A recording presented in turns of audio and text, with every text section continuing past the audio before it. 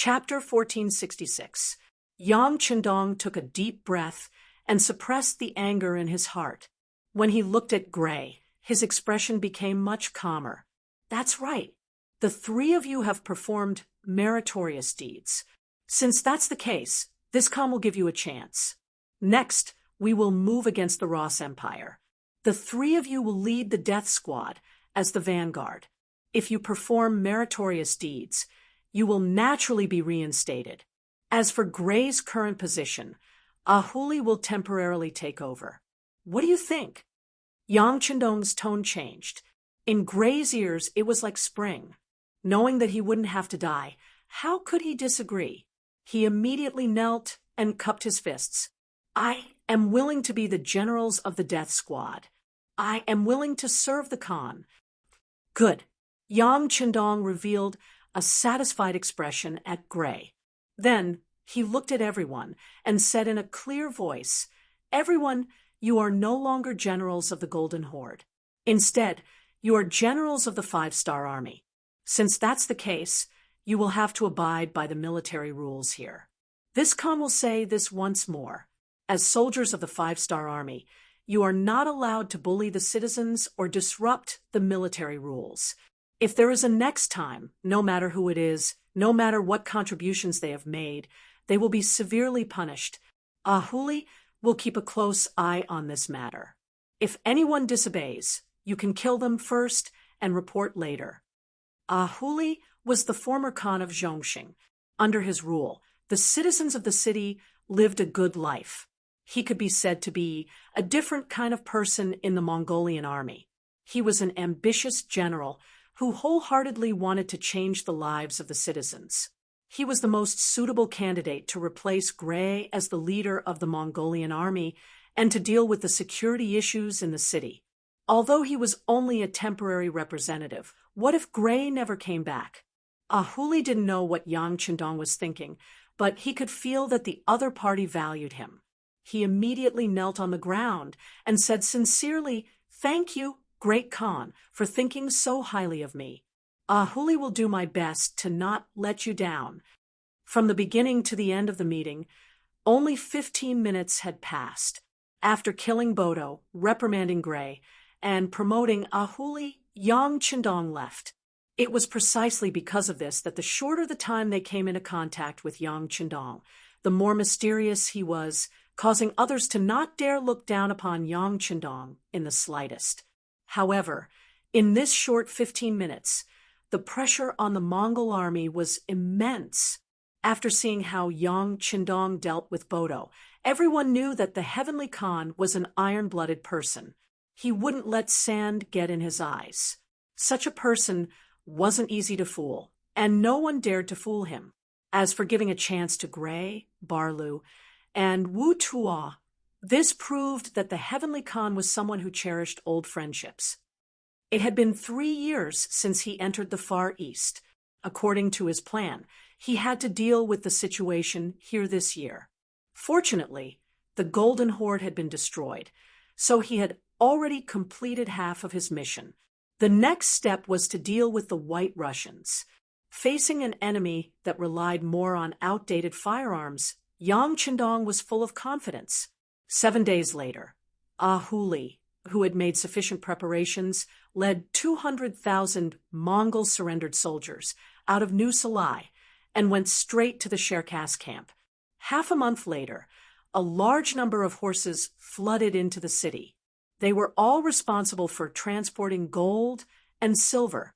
Following the arrival of this army, Yang Chendong also led the 200,000 Mongol soldiers, the new Second Army, and the remaining 3 firearm regiments and an artillery regiment of the 2nd Cold Front Division out of the city. They headed straight for the Rossi Duchy's territory. Rossi Duchy's capital, Moscow. It was currently shrouded in dark clouds. In the main hall of the duchy, the blind Grand Justice looked at the scout general with a gloomy expression as he reported the battle report. Since last winter, the Rossi Duchy had been preparing to send troops north. They wanted to chase out the Han army that occupied the northernmost city, Oksino. For this, They had made a lot of preparations, such as military supplies, provisions, firearms, cannons, and even war horses. They were just waiting for the coming year to show their might. But before they could send troops north, they had received news that the Han army was going to attack the Golden Horde. They had also heard that the Han army was coming aggressively with more than 100,000 soldiers. When they first heard the news, the important officials and nobles of the Rossi Duchy did not take it seriously. Everyone only cared about what benefits they could gain from this battle. After a heated discussion in the court, the final conclusion was to stop sending troops north and focus on the east. They would wait for the Han army to be defeated by the Golden Horde. Then they would take the opportunity to strike and reap the benefits. When the time was right, they would send troops north. It would be easy for them to take back Oxino. However, the outcome of the battle was far beyond everyone's expectations. The Han army quickly breached Sarai, the capital of the Golden Horde, forcing Muhammad Khan to retreat to the city of Shinsa to avoid the brunt of the attack. Not only that, the tough Muhammad even sent an envoy to ask for help from the Rossi Duchy. The two sides had been fighting for many years, and it was more appropriate to call them old enemies. During this time, they had won and lost some, but no one had expected that the two would one day join forces, and that the Golden Horde would take the initiative to ask for help. Many important officials, generals, and nobles of the court expressed their support. He also urged the blind duke to quickly settle the matter and have a good talk with the Han army. They did not want to wait for the enemy soldiers to arrive at the city gates. At that time, everything would be too late. The blind duke looked down on these spineless people. However, he knew that the other party was right. Now that the morale of the Han army was high, it would not be wise to make an enemy out of them. If they could drag things out and wait for the other party to not have so much killing intent, wait for the hundreds of thousands of Mongolian cavalry captives to start causing trouble, and wait for the internal situation to become unstable, only then could they counterattack, and their chances of winning would be much higher. The blind duke, who had his own plans, finally agreed to the idea of surrendering. He sent out a negotiation team, led by Nevsky, to welcome the Han army that was heading towards Moscow. He hoped to settle the matter as soon as possible. After receiving the order, Nevsky prepared for a night and set off early the next morning. It could be seen that he had done a lot of work in private. After he left, under the leadership of young Master Ivan outside of Moscow, the excavation of the tunnel began. The tunnels were the best way to restrain the charge of the cavalrymen. Then, they would use their muskets to counterattack. This was the tactic they used to deal with the Golden Horde cavalrymen. They sent people to negotiate while preparing for war. This action showed the stubborn and cunning side of the Russian Empire, especially Ivan, who said to the outside world that the strong would not place their hopes on the enemy, and that their own strength was the most important thing. Not to mention the various preparations outside of Moscow. Just the fact that Nevsky and his men rushed over, they finally met the Han vanguard army in Kazan City. When they reported their identities and took out the relevant documents, the vanguard general, the current commander of the Russian division, Nikolaev, welcomed them. They were all Caucasians and they were connected by blood. This made Nevikov very happy. As soon as he saw Nicholas, he tried to get close to him, as if they were talking about their common ancestor. He wanted Nicholas to speak for him in the future.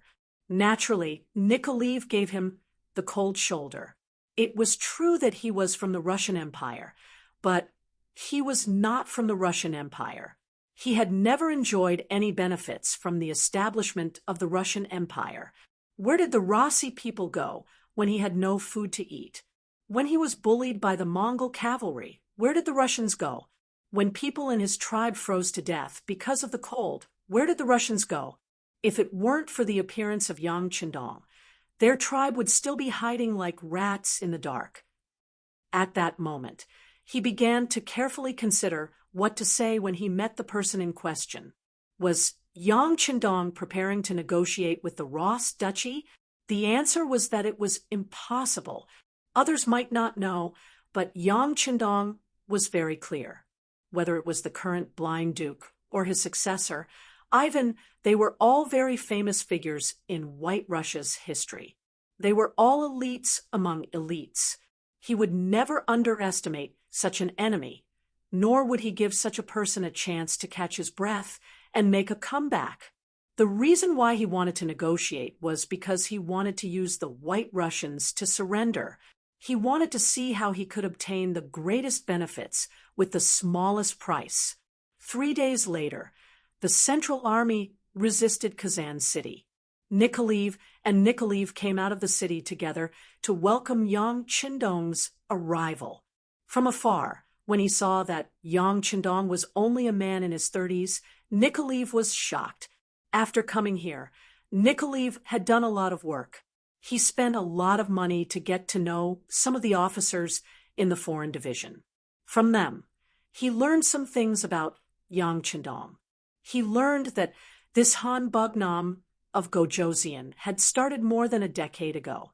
Then he expanded his territory and even conquered a huge territory that was not inferior to the Golden Horde's ancestors. It was precisely because of this that Nyaku thought that this Wunan prince of the great Ming dynasty was in his 50s, or at least close to his 50s. Otherwise, if he started more than a decade ago, how could he gain the trust of others and have such a strong appeal? However, the moment he saw Yang Qindong with his own eyes, he knew that he was wrong. This Prince Wu, man of the great Ming dynasty, was too young. If this was the case, didn't this person already have his own army when he was in his teens? Even the most outstanding youth in the Ross Duchy, Ivan, could not compare to this kind of talent. Chapter 1468. Yang Qindong's age shocked Nekov and gave him a feeling that the following negotiations would not go smoothly. The younger they were, the more impulsive they were, and the more arrogant they would be. Naturally, they would not be easy to deal with. Yang Qindong entered the city. In the house arranged by Nikolai, he met with Nekov. Nekov was more than 50 years old, and he was also a noble in the White Russia. He was also the representative of the capitulation faction in the country. Both sides met in the main hall. Yang Qindong was accompanied by Beta Persei and Shibi. It could be seen that Yang Qindong intended to promote this person and teach him more. This was also a sign that he wanted to be put in an important position. Naturally, Shibi would try his best to grasp this opportunity.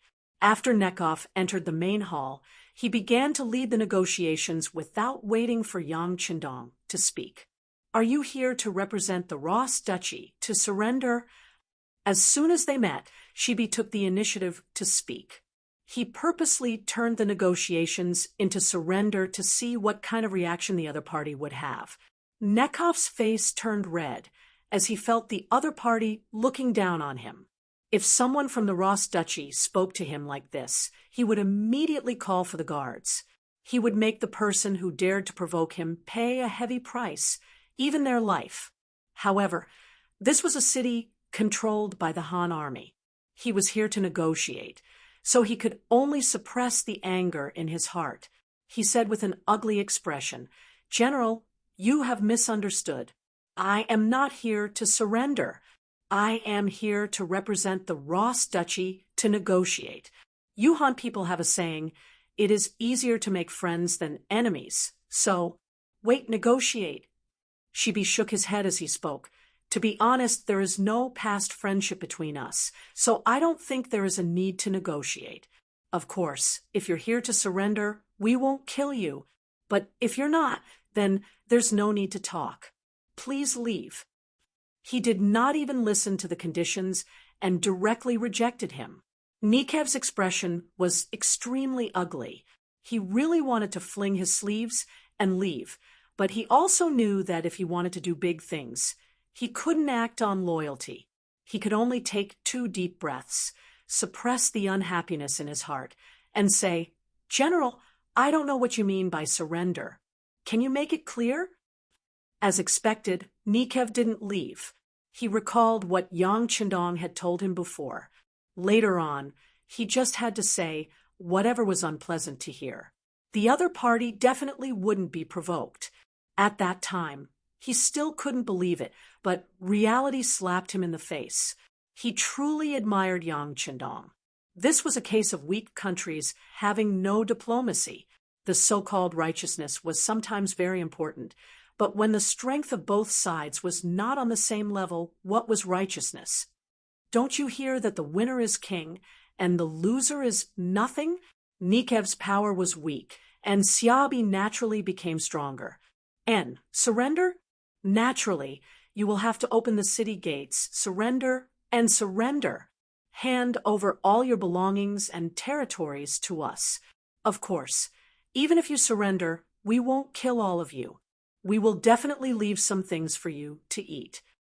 Xiaobi simply stated his intentions and then shut his mouth. He really wanted to see how Nikev would react.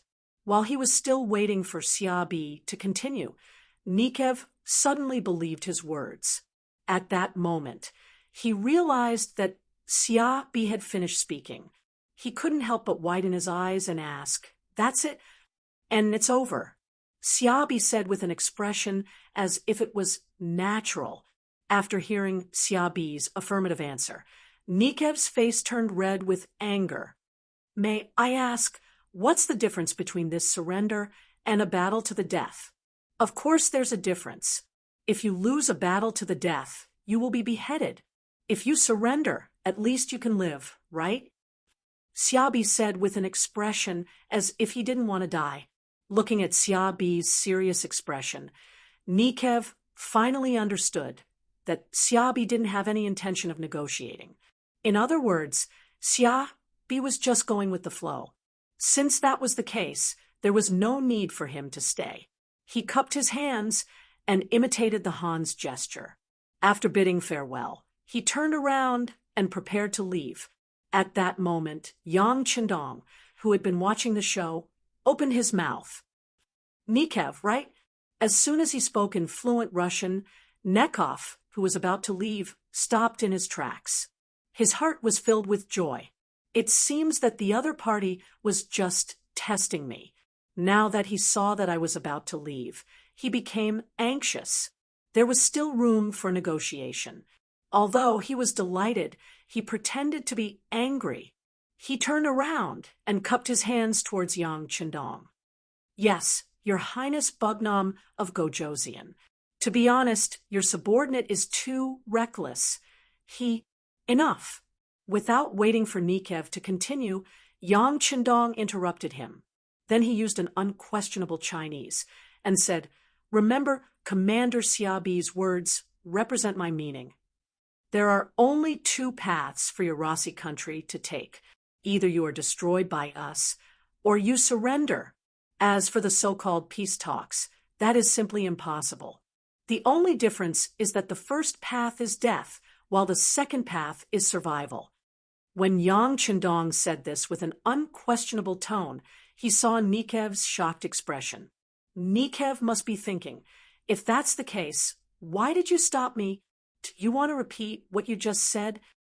Seeing the doubt in Nevikov's heart, Yang Chendong continued without waiting for him to ask, "Since you have the guts to come and talk to this king about peace, this king will give you a chance. If there comes a day when your Ross Empire is unable to withstand this king's army, you will still have a chance to negotiate. Furthermore, at that time, I can leave you with 10% of your wealth and allow you to move out. At that time, you can choose any place in this king's territory to continue living. This way, your family clan will be able to survive. But remember, there are conditions. I want the lives of the blind Duke and Ivan. If you can't see them, even if you surrender, you can only guarantee that you won't die. You won't have any wealth, and your family won't be able to survive." After saying all this in one breath, Yang Chendong waved his hand and said, "Okay, You can leave now." Nikev walked out of the main hall in a daze. When he returned to his temporary residence, his emotions slowly stabilized. Then, a smile appeared on his face. No matter what, this diplomatic mission was fruitful. At least he had an extra choice compared to others. As for whether he needed to do so, it would depend on the development of the situation. If the Russian army won, then it would be better if this matter never happened. On the other hand, if the Han army won, then he could make a choice. At least he could ensure the safety of his family. Wasn't this what he was after? In the main hall, after Nikev left, she looked at Yang Qindong with a doubtful gaze. "Hee, you don't understand? Or do you think that what I said just now was meaningless?" Shibi nodded without concealing his inner thoughts. Sigh, the human heart. Yang Qindong sighed heavily. "Just now, I only planted a seed of hope in Nikev's heart. It might not seem useful now, but when it came to a critical moment, the effect it would have would be astonishing. Why don't you wait and see? Ha ha ha." Yang Qindong laughed confidently. After being a leader for so many years, his growth was very fast. For example, his control of the overall situation, his understanding of Yang Xie's progress, and his ability to control people's hearts. The human heart was sometimes very complicated, but sometimes it was very simple. It all depended on how you guided it. Once you successfully guided people's hearts, it was equivalent to controlling the overall situation. It was equivalent to stepping into the threshold of victory. With regards to Yang Qindong's words, she was very convinced. When he heard this, he decided to wait and see. He wanted to see if Nikev, who left after being humiliated, would really deliver the heads of those two important people to him when the situation turned bad. As the sixth young master said, Moscow City. Nikev had returned. When Ivan received the news, he was digging trenches outside the city gates. His intention was very simple. He wanted to use these things to delay the Han cavalry's attack. This way, as long as they could drag it out until winter, the cold weather would become a helper and cause the Han army to retreat. This way, they would have more time to catch their breath. In the long run, they would be able to wear down the enemy's morale and obtain the final victory. Father-in-law wants to have a meeting and wants me to go? Ivan jumped out of a trench and looked at the soldier who came to pass on the message. Yes, Lord Nikev has returned. He said that he brought the latest news. The soldier said with a serious face, "Good, lead the way." Ivan clapped his hands, and after removing the black mud on them, he strode forward. As he walked, he thought, this time, no matter what conditions Nikev used to force the Han army to retreat, he would not admit it. He would not accept any form of compensation for the ceasefire. He wanted to use his own strength to force the Han army to retreat. This was what a true man should do. Ivan, who already had his own ideas, was led to the main hall by the soldier. Here, the civil and military officials were already lined up on both sides. When Ivan entered, he noticed that everyone's expression was not too good. He guessed that the Han army's conditions were very harsh. This is also good. We can only fight to the death.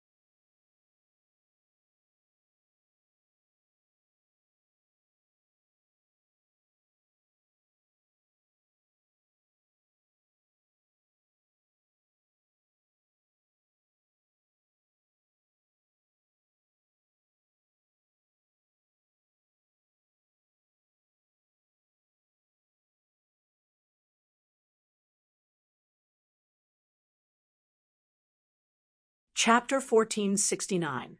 Ivan, who had a heroic plot and also wanted to be a hero, thought so as he walked to his seat and stood still. About a quarter of an hour later, a few more ministers walked into the hall, followed by the Grand Duke of Blindness. Since everyone is here, let's hear what Nikowski has to say. Cough. Nikowski coughed, attracting everyone's attention. His expression was somewhat ugly as he said what he was willing to say. As for what Yang Qindong said, he naturally hid it in his heart. That was one of his life-saving treasures, so he would not easily show it to others. After Nekov finished his words, everyone in the hall became silent. No one thought that this would be the result. If they didn't surrender, they would die. Even peace talks were rejected. Did this mean that the Han army was too arrogant, or did they have enough confidence to defeat the Ross Empire? Ha ha ha ha ha! In the silence, a burst of laughter came from Ivan's mouth, attracting everyone's attention. Ivan, who had been laughing for a few times, finally stopped when he saw that everyone's attention was focused on him. He said, "All right, can everyone give up now? Who still wants to talk about peace with the Han army?" At the end, Ivan's voice was close to a roar. He was clearly very angry. None of the officials said anything about this. Just as Ivan said, if peace talks failed, then they could only fight. Everyone had the same idea. Okay, since it's like this, we don't need to have any illusions. Although the Han army is very strong and can destroy a behemoth like the Golden Horde, we are not to be trifled with. Young Master has already dug trenches outside the city, which can effectively stop the Han army's charge. As long as we can hold out until winter arrives, the other side will inevitably withdraw their troops. If we do this repeatedly with our advantage, as the host, we can exhaust their spirit. At that time, we can decide whether to negotiate or fight. The blind Duke finally spoke. This was the final decision. No one objected to this. Even those who wanted to surrender could only place their hopes on the army and hope that they could stop the Han army's attack. Since everyone had the same thoughts, the following matters were much easier to handle. Under the leadership and appointment of the Grand Duke of Blindness, Ivan, Boris, Peter, and Sergei respectively received the mission of guarding the four city gates. There were 100,000 soldiers originally prepared to assist the Golden Horde. Together with the 100,000 soldiers in the city, there were a total of 200,000 men under the command of 4 people, each with 50,000 generals. At the same time, the blind Duke used his identity as the Duke of the Rossi Duchies to call out to the nearby powers, inviting them to help the king and deal with the Han army together. It was estimated that there were about 100,000 soldiers in this army. That's right, they could indeed stop the advance of the 5-star army. However, while they could defend the ground, what about the air? How would they defend against their hot air balloons? At that time, countless bags of explosives would fall from the sky. They would not even be able to escape from the city. Wouldn't that be seeking death? Yang Qindong did not know who gave the idea to the Russian Empire. They would not die if they did not seek death. As such, Yang Qindong was not anxious. Since the enemy had already surrounded him, why would he be afraid of them escaping? Yang Qindong's face was filled with confidence. Orders. Take advantage of the fact that the soldiers in Moscow are unable to leave the city to deal with the White Russian soldiers on the outskirts. We will rendezvous with the 1st Sky Cavalry Legion outside Moscow. He was most worried that the enemy would escape before he arrived. If that happened, it would be a long process to find them. Now, he could finally rest assured and clean up the trash on the outskirts. This time, he would definitely destroy the Russian Empire. After the order was given, other than a portion of the army that continued to rush out of Moscow, the rest of the cavalry started to attack the nearby cities and tribes of the Russian Empire. Intelligence agents had long since reported that there were at least 100,000 White Russian soldiers in these small cities and tribes. This was a bone that needed to be gnawed on. Rostov City could be said to be the most powerful existence among them. Rostov City had a population of 300,000 and an army of 40,000. It was an existence second only to Moscow among the Russian Empire. The person in charge of this place was a noble from the Russian Empire, General Kurbsky. According to the information, this person was skilled in both civil and military matters. He was a difficult opponent. In the past, the Golden Horde had suffered many losses at his hands. This person was proficient in using firearms and had a strong learning ability.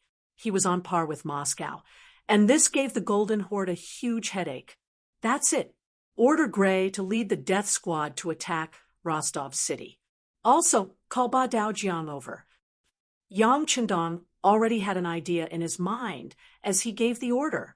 6 days later, 50,000 soldiers from the 5-star army arrived 8 miles away from Rostov City. They quickly formed an encirclement and surrounded the entire city. They looked like they were ready to attack at any time. Rostov City's 4 gates were already tightly shut. Although they didn't dig countless trenches outside the city like Moscow, the hundreds of cannons erected on the city walls proved their determination to fight to the death. Knowing that this was a tough nut to crack, the 5-star army sent Xiao Chao, the 1st Division commander of the new 2nd Army, Chaiji, and the death squad's generals Gray, Berry, and Yutu. There was also Ba Daojiang, who was personally sent by Yang Chendong to supervise the army. According to Yang Chendong, Ba Daojiang was here to boost everyone's morale and record everyone's performance. With such a person around, no matter who made a contribution, his name would appear in Yang Chendong's ears and reach the heavens. Everyone was quite happy with Ba Daojiang's arrival. After all, someone needed to spread the news of one's achievements.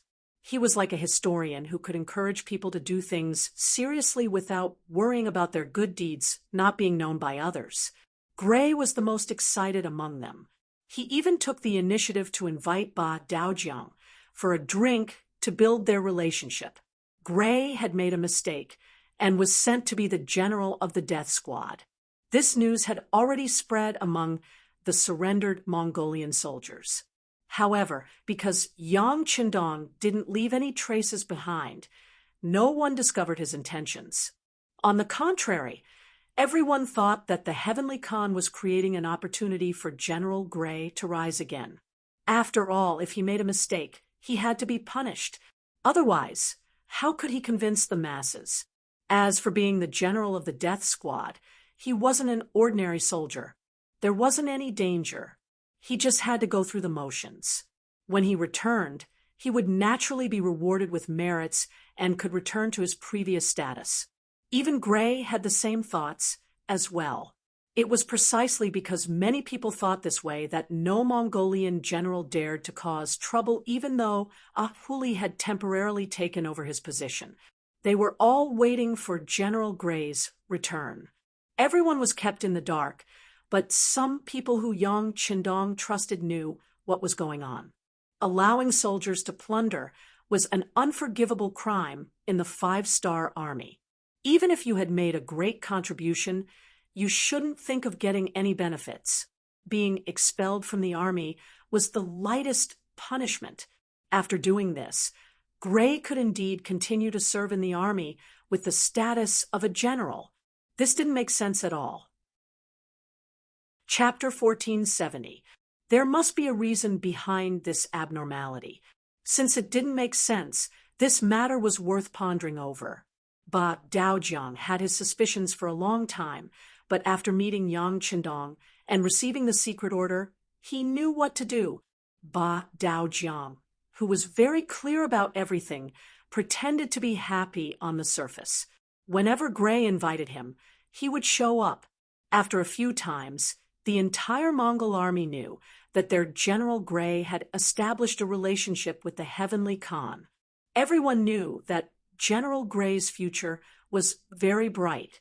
Gray was also very happy. As he drank with Ba Daojiang more and more, the two of them got along better and better. Finally, After drinking, Ba Daojiang accidentally revealed a piece of news. The Heaven Khan was going to establish a Mongolian army. As long as he performed well, it wasn't impossible for him to become a commander. Ba Daojiang looked as though he had drunk too much. After he finished speaking, he fell asleep, leaving behind an excited Gray who had sobered up. Naturally, he wasn't drunk at all. A commander of a Mongolian army, that was an extremely high position in the entire five-star army. How could he not sober up when he thought that he could be promoted? No, I must perform well. This attack on the city of Rostov is a good opportunity, an excellent opportunity to show off my abilities. Unknowingly, Gray had set a goal for himself. The military operation to besiege the city took 3 days to complete. After the 4 city gates were sealed, the cannons of the 2nd Cold Front Regiment were pushed forward. They aimed at the Ross cannon, which was also a cannon. However, the Ross cannon was inferior in power and range. The 2nd Cold Front Regiment was prepared to destroy all of the enemy's cannons at the first opportunity. Next, it was time for the cavalry to charge. For this reason, the commander of the new 2nd Army's 1st Cavalry Division, Chow Chow, and the general of the Death Squad, Gray, got into an argument over who should be the one to contribute the most. Commander Chow Chow wanted to contribute. He had a feeling that after the Golden Horde was destroyed, there would be fewer and fewer opportunities for them to fight a big war. He had also heard rumors that the 2nd Army was about to expand into the 2nd Army Corps. At that time, Commander Shibi would very likely be promoted to commander of the Corps. In that case, there would be at least 3 vacant commander positions. As the commander of the 1st Cavalry Division, he naturally had a lot of opportunities and room for promotion. He didn't want to miss such an opportunity. Therefore, he had to use this battle to perform well and let others see his ability. This would create more favorable conditions for him to compete for the position of commander. Gray didn't know about this, but he wanted more. He had actually set his sights on the position of commander of the Mongolian army. However, what he did not know was that Ba Daojiang had made up the story according to Yang Qindong's wishes. Ba Daojiang had not even formed the 2nd Army, so why would he immediately form the Mongolian army? The reason why Gray had said that was because he wanted Gray to be more active in battle and personally participate in the front lines. It would be best if he could personally go into battle and kill the enemy. Both of them had their own ideas, and neither of them wanted to back down. This was because the commander of the Shai Corps did not come with this army. Instead, he had another mission. As such, everyone began to argue, and no one was willing to back down. In the end, it was Ba Daojiang who stepped forward. He was the vice captain of the Black Knight's Dragon Guards, and he had an extraordinary status. In the end, he was the one who made the decision to hand over the Vanguard mission to the Suicide Squad. 6th Young Master has said that since we are a Suicide Squad, it's only natural for us to charge at the very front. Commander Chow, please take a step back, Ba Daojiang said coldly as he swept his gaze across Chow Chow.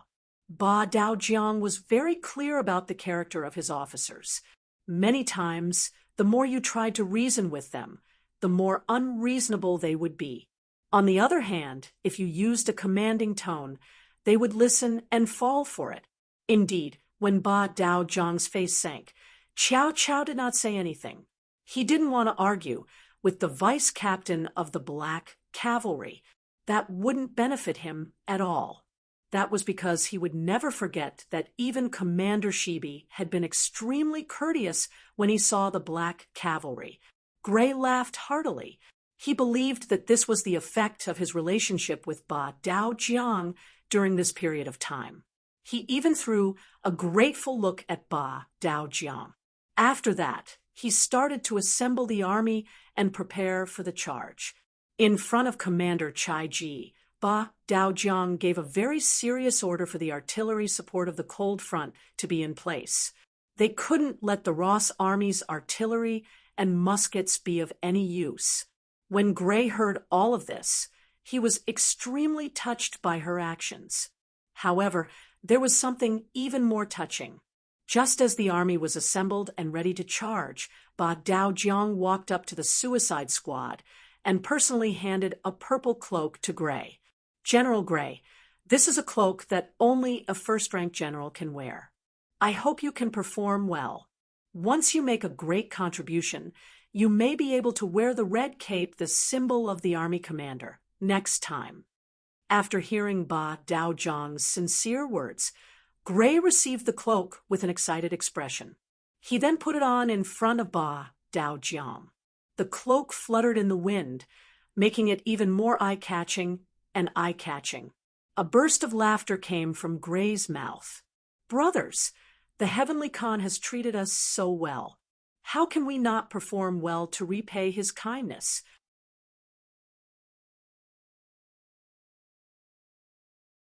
"Come, charge with me. Take down Rostov City and capture Korbsky alive. Take down Rostov City and capture Korbsky alive." The Mongolian cavaliers below also shouted loudly. After that, Gray intentionally glanced at Qiao Qiao, who was still wearing the white cloak and was only a division commander. Then he laughed heartily and led the 40,000 suicide squad to charge forward. The war drums beat, and the sound of the battle shook the heavens. The attack on Rostov City had officially begun. After Gray personally led his army out, Ba Daojiang arrived at the encampment of the 2nd Cold Front Regiment. When he saw the cannons roaring furiously as they bombarded the city gates, he chuckled as he walked over to the 1st Regiment Commander Chai Ji and said, "Regiment Commander Chai, what kind of battle have we not experienced before? There's no need to be so nervous. Come, have a smoke and relax." Chai Ji naturally accepted Ba Daojiang's goodwill. Taking the cigarette with both hands, he thanked Ba Daojiang and chuckled. "I'm not nervous. I'm just excited before the battle. This wasn't arrogance. It was the truth. Ever since the Cold Front's 2nd Division entered Eastern Europe, they had fought countless battles. When had the number of enemies decreased, especially in the battle between Sarai City and New Sarai City, when they faced hundreds of thousands of enemies, they didn't show the slightest sign of retreating. Now, they were only facing Rostov City, which only had 40,000 enemies. There was nothing to be nervous about, but the excitement before the big battle was still a little. "Ha! Regiment Commander Chai is so generous." Ba Daojiang smiled and gave him a thumbs up. After being praised, Chai Ji's face revealed an embarrassed expression. Before he could say anything, Ba Daojiang took a step forward and whispered something into his ear. When Chai Ji, who was originally calm, heard this, he was stunned. It was as if he had been electrocuted, and he didn't say anything for a long time. After holding it in for a long time, he finally asked, "Does the 8th Deputy Commander have a military order?" After asking this, Chai Ji couldn't help but laugh. How could there be a military order for this kind of thing? Wasn't this the same as sending someone into the enemy's hands? But was this Ba Daojiang's idea, or was it the 6th young master's idea? After thinking about it, Chai Ji felt that the latter was more likely. Even if Ba Daojiang had some personal grudge with someone, he would have his own way to solve it. He definitely wouldn't tell this to Chai Ji, who had no friendship with him, not to mention that he would use the Cold Front's hands. If he dared to do this, and even dared to tell Chai Ji about it, he probably wasn't afraid of being exposed. If that was the case, this should be the order of the higher-ups. Who was Ba Daojiang's higher-ups? Was there even a need to think about this question? "Okay, I know what to do." Chai Ji nodded heavily, as if he had made a difficult decision. "Okay, after this matter is done, I'm afraid Commander Chai will be reprimanded. But don't worry, you will be rewarded for what you have done." Ba Daojiang wasn't surprised that Chai-ji agreed, because as long as he thought about it carefully, he would be able to figure out the entire matter. The only thing that was similar was how long it would take for him to figure it out. From the looks of it, Chai-ji was indeed a smart person. Since he was a smart person, this matter would be easy to handle. In the end, Bak Daojiang still left. Or rather, he came over to talk about this matter. Now that the matter was settled, he naturally had to leave. He left Chai-ji behind and said to the correspondent beside him, "Get me 3 cannons. I want to command them personally. Go quickly." On the battlefield, General Gray led the vanguard of the death squad with 5,000 cavalrymen and charged toward the south gate. He saw that Lung Feng's cannons had already started firing and were hitting the city walls of Rostov one after another. The cannons embedded in the city gates were hit and disintegrated one after another. Without the advantage of firearms, the Russian army was like a tiger without its fangs. How could they be a match for the Mongol cavalrymen who grew up on horseback? Gray, who was laughing heartily, was in a very good mood. In his eyes, this battle wasn't difficult at all. With the help of the cannons, he only needed to launch a symbolic attack. When the city gates were blown open, he would be the first to contribute to bringing the army into the city. When the news of this battle reached the ears of the Heavenly Khan, he would be getting closer and closer to the position of commander of the army. Just as he was thinking about his beautiful future, a cannonball suddenly exploded 40 feet away from him. When the intense shock waves reached him, one of his personal guards was thrown off his horse. This sudden and unforeseen event gave Gray a fright.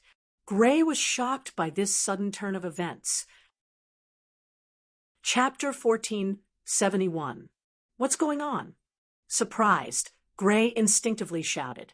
However, when he saw that he was less than 200 meters away from the city gates, he couldn't help but heave a sigh of relief. It seemed like he had charged too quickly, causing the cannon shells to land nearby. This should be a normal phenomenon. Gray consoled himself in his heart and wanted to retreat a little. He was a little distracted just now, causing him to charge too fiercely as a general. Now, the best thing to do was to retreat a little and distance himself from the city gates. This way, he would be safe enough. Even if the 5-star Army's cannons weren't accurate, they wouldn't fire at his own camp, right? However, if he were to retreat now, what would others think of him? With so many members of the suicide squad around him, would they think that he was afraid? Behind him was Ba Daojiang, who was sent by the Heaven Khan. He must be watching all of this without blinking. If he retreated like this, would they have any opinions? What would the consequences be if they reported this to the Heaven Khan? Because he had a request. There were too many restraints when he did things. At this moment, many thoughts popped up in Gray's mind. He didn't dare to retreat, but instead slowly moved forward. Hurry up and blow up the city gates. Hurry up and blow up the city gates. Gray silently muttered in his heart. For some unknown reason, Gray had a bad premonition. He kept feeling that he was in danger. Speaking of premonitions, many generals and old soldiers who frequently went to the battlefield would have them. The more they went to the battlefield, the more they experienced, the more they saw. Naturally, they would have more experience. As such, they would sometimes have certain premonitions. At this moment, Gray had a bad premonition. At this moment, he only hoped that the city gates would be blown up quickly. That way, as long as the army entered the city, the cannons would only explode within the city, and he would be much safer. Gray silently muttered in his heart. However, for some unknown reason, the cannons of the Cold Front Army were clearly not up to par this time. After a dozen or so consecutive shots, they only hit the edge of the city gates.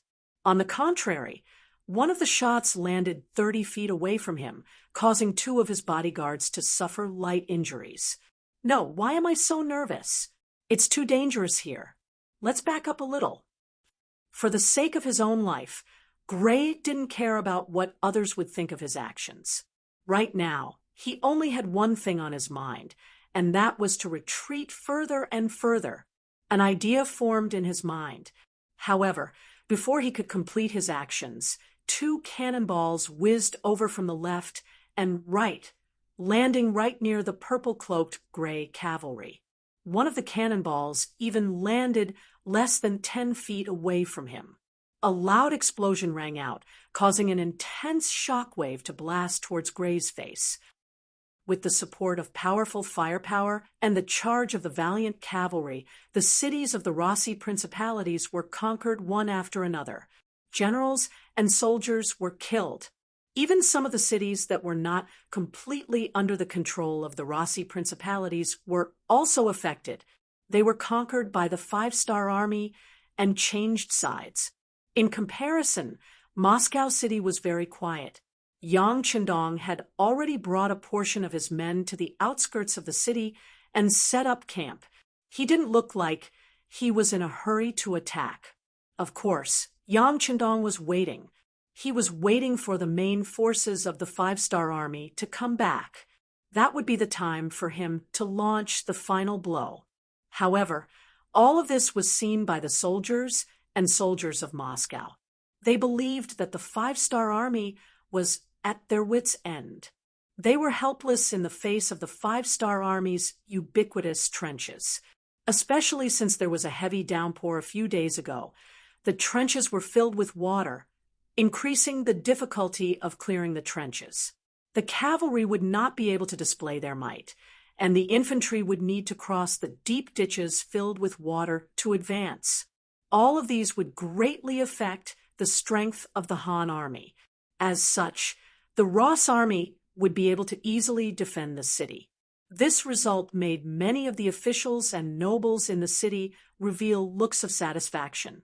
They were even more impressed with Ivan, who came up with this idea. What son of heaven! What extremely intelligent! He said as much as he could without the slightest bit of stinginess. On the other hand, Nevsky stood in the crowd with a thoughtful expression. He had listened to Yang Chendong's words and made sufficient preparations. For example, General Peter, who was originally his clansman, had already discussed in private if the situation became unavoidable, they would take action to protect themselves. At that time, they might become the only remaining Rossi nobles. However, the development of the situation was not as he had imagined. Because of the trenches, the Han army could not approach the city. It seemed that Yang Chendong's words were just a boast. Who cares? Nevsky shook his head. Thinking that it would not be a bad thing for him if he could defend the city, Nevsky simply threw this matter to the side. Outside Moscow, as time passed, more and more 5-star army had completed their mission and were gathering outside the city. After 10 years of separation, Commander Wu Sheng finally met his master, Yang Chendong, 6th young master. When the two met in front of the army, and because of Wu Sheng's arrival, Yang Chendong personally came out of the camp to meet him, Wu Sheng didn't salute. Instead, he fell to his knees with a plop and began to wail. A 7-foot-tall man actually cried like a child in front of so many soldiers. Not only was this not a joke, but it also caused many people to cry at the same time. If one was not a veteran of the Third Army, they would not be able to understand this feeling. 10 years ago, they had stepped out with great ambitions and lofty aspirations. 10 years later, they had experienced countless difficulties. Now, there were less than 200 old soldiers left from the original 10,000. This nearly 95% elimination rate was not something that those who had experienced it could not understand. Yang Chendong's eyes were also slightly red. He took 2 steps forward and stretched out his hand to help Wu Sheng up from the ground. He comforted him. "Okay, young master, I know what happened to the Third Army. You have worked hard. Don't worry, this kind of thing will not happen again in the future. For those soldiers who died, we also have to comfort their families. We cannot let the heroes die with regrets. Thank you, sixth young master. Wu Sheng, who had already stood up, quickly saluted again. Then Chunyang, Yi La, Lu Dai, and the others came up and saluted. These people were the first batch to follow Yang Qindong. Many of them were still young, but now they were already middle-aged. Okay, you have worked hard. After Yang Qindong returned the salutes to each officer, he would hold their hands to comfort them and encourage them at the same time. After the officers of the Third Army, it was Tian, whose world's first cavalry army, that came up. Facing them, Yang Qindong did not have so much melancholy. He only nodded to the commander and said, "You have done well." Just these 4 words were enough to prove that the world's first cavalry army's efforts were not in vain. Tian, who was also very excited, he saluted and said respectfully, "Teacher, good day." For example, Tian, whose number 1 cavalry army, the 2 divisions of the new Second Army, as well as the 50,000 soldiers of the Mongolian army, and they charged to various areas to deal with the various factions that had not submitted to Yang Xie's forces. The other 2 divisions of the new Second Army, the 50,000 soldiers of the Mongolian army and the 20,000 soldiers of the Russian army, were left behind to keep an eye on the Russian army and prevent them from escaping. Wu Sheng's Third Army was also to be left behind.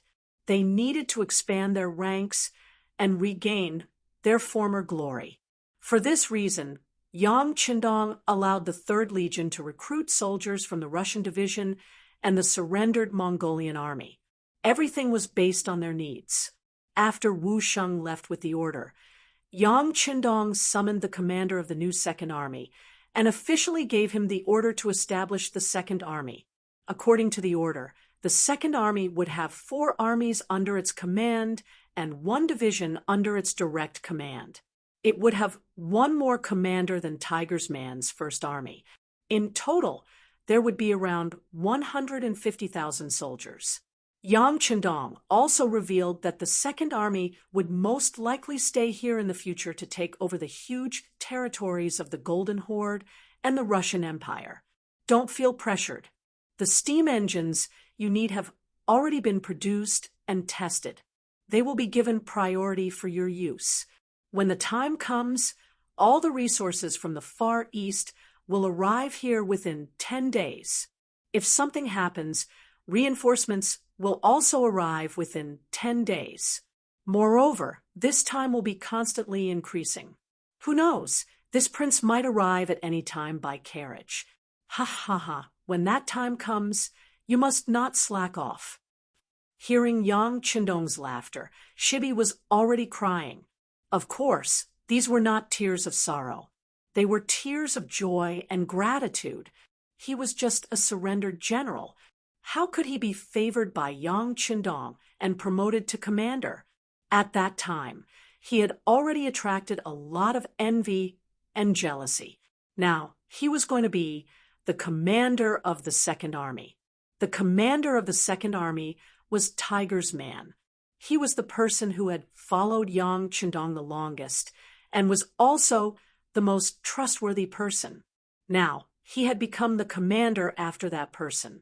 Didn't this mean that in Yang Qindong's heart, he also trusted him very much? With this trust, Shibi could not stop crying. In his heart, he had already decided that in this life, he would serve Yang Qindong to the best of his ability. Even if he died, he would have no regrets. Just as Yang Qindong was in the big tent, meeting with one senior military officer after another and assigning tasks to them, the Air Force had already arrived above Moscow in a hot air balloon, adjusting the direction of the wind. The sudden appearance of these white dots in the sky frightened the Russian soldiers and civilians in the city. Naturally, Yang Qindong had done a lot of work pointing out the approximate location and finding it was naturally accurate. Since there was black oil nearby, Yang Qindong could even skip the use of explosives and directly spread the black oil over the city. When that time came, once a fire was ignited, it would be impossible to put it out even if they wanted to. Every hot air balloon was filled with wooden barrels filled with black oil. After seeing that Division Commander Sun Lixing had issued the command flag, the wooden barrels began to descend from the sky, smashing straight into the city of Moscow. Hide, hide! Countless wooden barrels fell from the sky and landed in various places. Some of them even smashed into the streets. Some of the civilians who were kneeling on the ground praying did not even have time to dodge and were smashed directly. They were immediately covered in blood and fell to the ground dead. When some people were smashed to death, the others came to their senses and hurriedly hid everywhere. They wanted to prevent themselves from becoming the next person to be smashed to death. In a short while, more than 800 wooden barrels were thrown away. Looking down from the sky, one could see the scene of black oil flowing everywhere. Sun Lixing ordered the hot air balloon to take off and began to leave the sky above the city. When the hot air balloon slowly rose into the sky, Sun Lixing lit up a bag of explosives that he had prepared beforehand and threw it down from the sky. This was the fuse. He could already imagine how fierce the fire would be. It's windy. It's going to rain. Suddenly, Sun Lixing felt that the hot air balloon was shaking unstably. It was especially strong in midair. Immediately give the order to have everyone find a safe place to land, quickly. It's going to rain. Sun Lixing sighed that his luck was not good. He could not see the scene of the city burning like a fire, and said with some hatred, as for whether the rain would affect them, this was already one of their training subjects. As for whether the black oil would be extinguished by the rain, it was also tested. The hot air balloon left. The last bag of explosives also fell from the sky. Perhaps because it was thrown a little too early, it did not explode when it landed on the ground. Instead, it stopped for a few breaths of time. Then there was a loud bang, and a huge pit soon appeared where it landed. The things around it also collapsed because of this huge movement. Chapter 1473. It was just a pack of explosives. No matter how powerful it was, the damage it could cause was limited.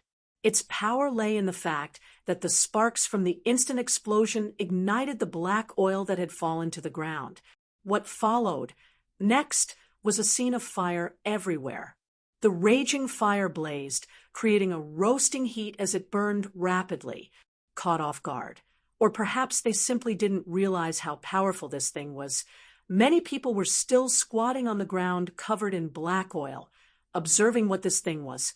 A great fire ignited, instantly igniting this area, turning it into a sea of fire.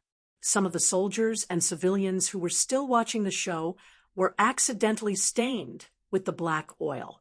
At this moment, they became fuel for the fire and were instantly engulfed by the flames. They had no time to escape, even if they wanted to.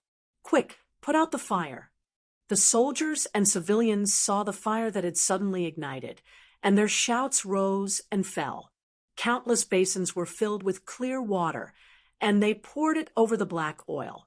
However, the result was that not only did the fire not reduce, it even grew bigger.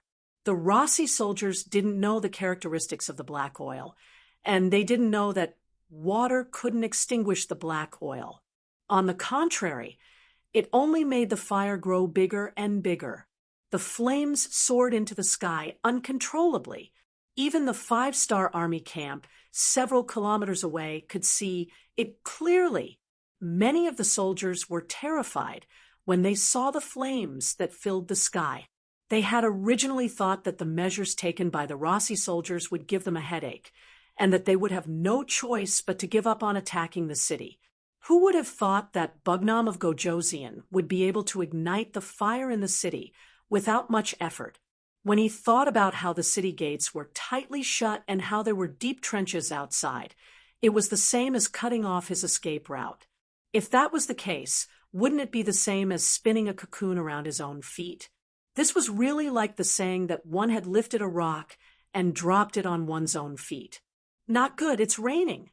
While the soldiers of the 5-Star Army were still waiting to watch the show, one of them suddenly felt something and shouted, "That's right, it's really going to rain."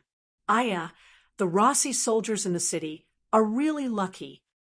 Thinking that the rain should be able to extinguish the fire, many of the soldiers sighed with a look of pity on their faces. In the city of Moscow, although water could not extinguish the fire, countless people were still trying. It seemed that they did not know what else to do. Even though the fire hadn't died down, they were still constantly carrying water. It was only when rain began to fall from the sky that the Russians became excited. One by one, they knelt down on the ground and shouted words of thanks to the gods. Chapter 1474. Peter did not immediately answer this question, and Nekhov was not in a hurry either. Instead, he continued to speak in a calm tone. This time, the Han army came with great ferocity. Even the powerful Golden Horde was destroyed so easily, not to mention our strength is far inferior to theirs. Originally, we thought that with the protection of the trenches outside the city, the Han army would not be able to do anything to us. However, the other side used something that can fly in the sky. It is too powerful, completely ignoring our previous preparations. Moreover, they are in the sky while we are on the ground. We can only passively take a beating. If this goes on, the morale of the army will be in chaos. When that time comes, I'm afraid that even if the general doesn't do anything, others will. Moreover, the Han army only wants the lives of the blind Grand Duke's family. We are only accomplices. As long as we perform meritorious deeds, the chances of us surviving are very high. As the saying goes, every man for himself, and the heavens take the hindmost. Even if the general does not think for himself, you should think for our family. You should also think for the general's family. The general's daughter is only 4 years old and is very cute. If she is buried with some people, wouldn't it be too much of a pity? Enough. Peter finally spoke, interrupting Nekhov's words. It was clear that he had already heard these words. Seeing that there was hope, Nekhov ignored the other party's obstruction and continued, "We are not only doing this for ourselves, but also to save more people in the city. Moreover, from the actions of the Han army, it seems like they don't intend to kill us all. Otherwise, they wouldn't just throw a little bit of black oil at us. They can set a bigger fire and even swallow the entire city of Moscow. If that's the case, I'm afraid that no one will be able to escape. Is this the result that the general wants to see?" Peter's brows furrowed even tighter. He naturally knew that Nekhov's words were correct. If he chose to betray the blind Grand Duke's family, not only would he be able to save himself, but the people in the city would also benefit. However, he was after all promoted by the other party. He could not do something like betrayal. Peter still didn't say anything. Nevikov's face turned ugly. He knew that if he didn't use some strong medicine, he wouldn't be able to do it. "General, I'm afraid you don't know this yet. Although the Grand Duke of Blindness claims to sacrifice himself for the Rossi people every day, he has already thought of a way out. He has been digging a tunnel out of the city for a long time. Once he succeeds, he will abandon everyone and leave this place. When that happens, we will be the ones to die." This was the first time Peter had heard of this matter. Upon hearing this, he abruptly raised his head. "Is there such a thing?" Of course, this was done by Ivan and his personal guards. This was also told to me by one of his guards. How could it be false? Nekhov patted his chest and said righteously, this wasn't a casual lie he made up. If he really did that, he was afraid that Peter would quickly find out, which would make things worse. He had indeed spent a large sum of money to bribe one of Ivan's guards and got the information from him. When Nekhov first received this news, he was also shocked. He cursed Peter's slyness in his heart. However, he immediately thought that this was an opportunity to convince Peter to work for him. That was why he came. As expected, Peter remained silent for a long time after he told him the truth. Seeing that Peter was wavering, Nekhov took the opportunity to say, "General, those who do great things must not be soft-hearted. You want to be loyal to the other party, but now the other party wants to abandon you. They didn't even tell you about such an important matter. I'm sure they won't inform you when they leave. Is it worth it for us to work for such a master?" This time, Peter was at a loss for words. "Sai, even if he doesn't treat you as a human, why should you treat him as a human? General, for your family and the 500,000 civilians in the city, you can't hesitate anymore." Nekhov tried his best to persuade Peter. All right, but I need to investigate this matter first. If it is true, I will contact you." The feeling of being abandoned finally made Peter waver. The only difference was that he still needed to investigate this matter. With his connections in the military, it wouldn't be difficult for him to figure out the truth of the matter now that there was a direction for the matter. "Okay. Oh, right. The tunnel is near the north gate, where Ivan is guarding." Nekhov knew that the matter was almost done. He immediately revealed the location of the tunnel. This time, Peter didn't say anything. He nodded heavily. It was obvious that he had thought about what to do next. Not long after Nekhov left, a few of Peter's trusted soldiers followed him out. They were heading towards the north gate. Not long after, a few of them rushed back before the sky turned dark. It was obvious that they had gotten some information. Although it wasn't specific, it was enough to know if it was true or not. Ivan was currently in his courtyard in the city, listening to his men's report. They were talking about Peter's trusted men coming to the north gate to observe the defense. "What are they doing here?" Ivan frowned and asked. "They said that they are here to learn under General Peter's orders." The captain straightened his body and replied, "Learn? They didn't learn before. What are they learning now?" Ivan had a bad premonition at this moment. This General Peter is still trustworthy. The captain said hesitantly, "No, the most trustworthy person in this world is himself." Ivan shook his head. He was a person who didn't trust others easily. As long as there was a trace of abnormality, he would ask why. Otherwise, he wouldn't be able to sleep peacefully. Could it be that he sensed something? That's impossible. The ones who dug the tunnel are the young master's personal guards. They should be loyal and wouldn't casually leak the news. The captain shook his head and said with a confident tone, "Loyal?" Ivan gave a wry smile after hearing that. If they were in a strong position, they would naturally not suspect these people who had followed them for many years. However, the current situation was that danger was approaching at any time. At this time, no one could be trusted, and anyone could betray them and become their enemy. Ivan, who didn't trust anyone and couldn't trust anyone, shook his head.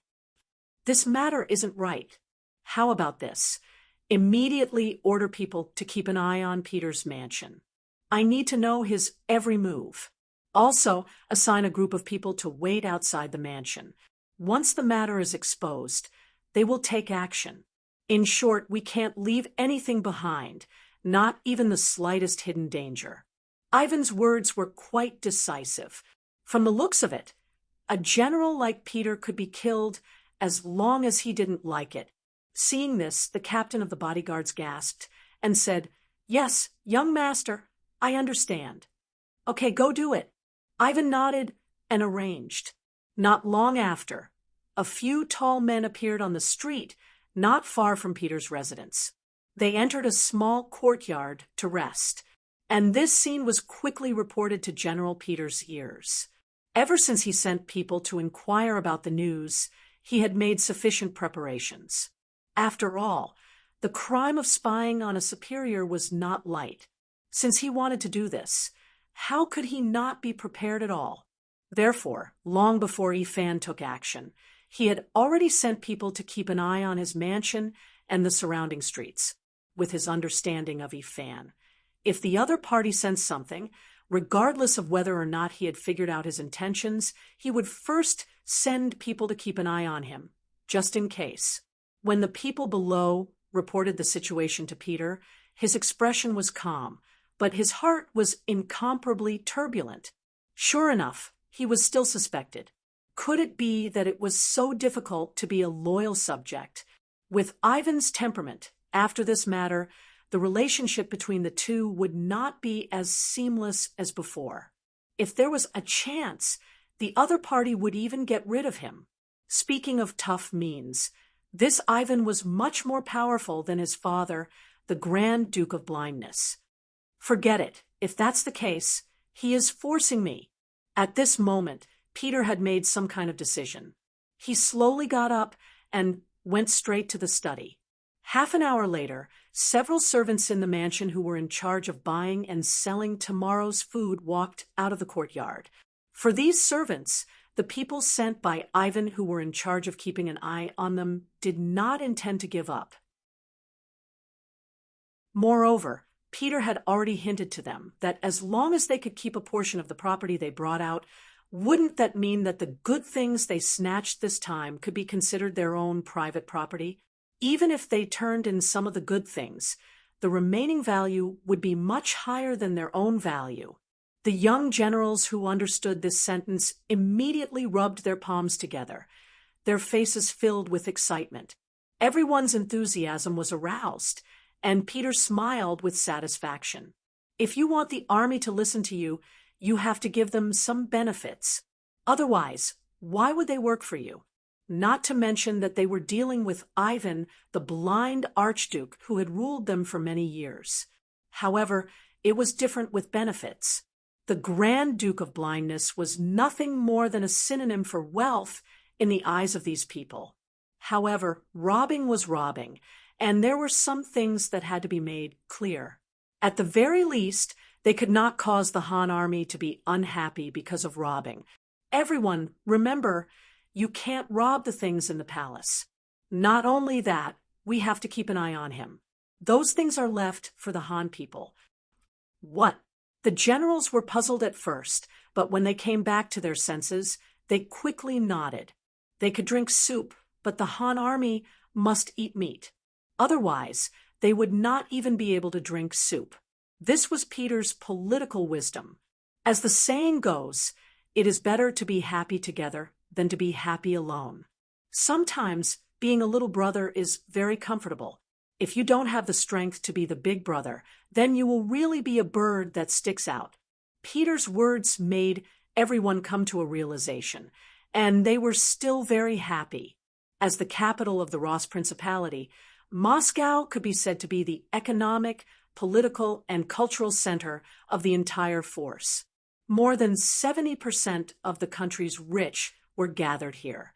Even if they could not touch the national treasury, there were still many things in the hands of others that could be robbed.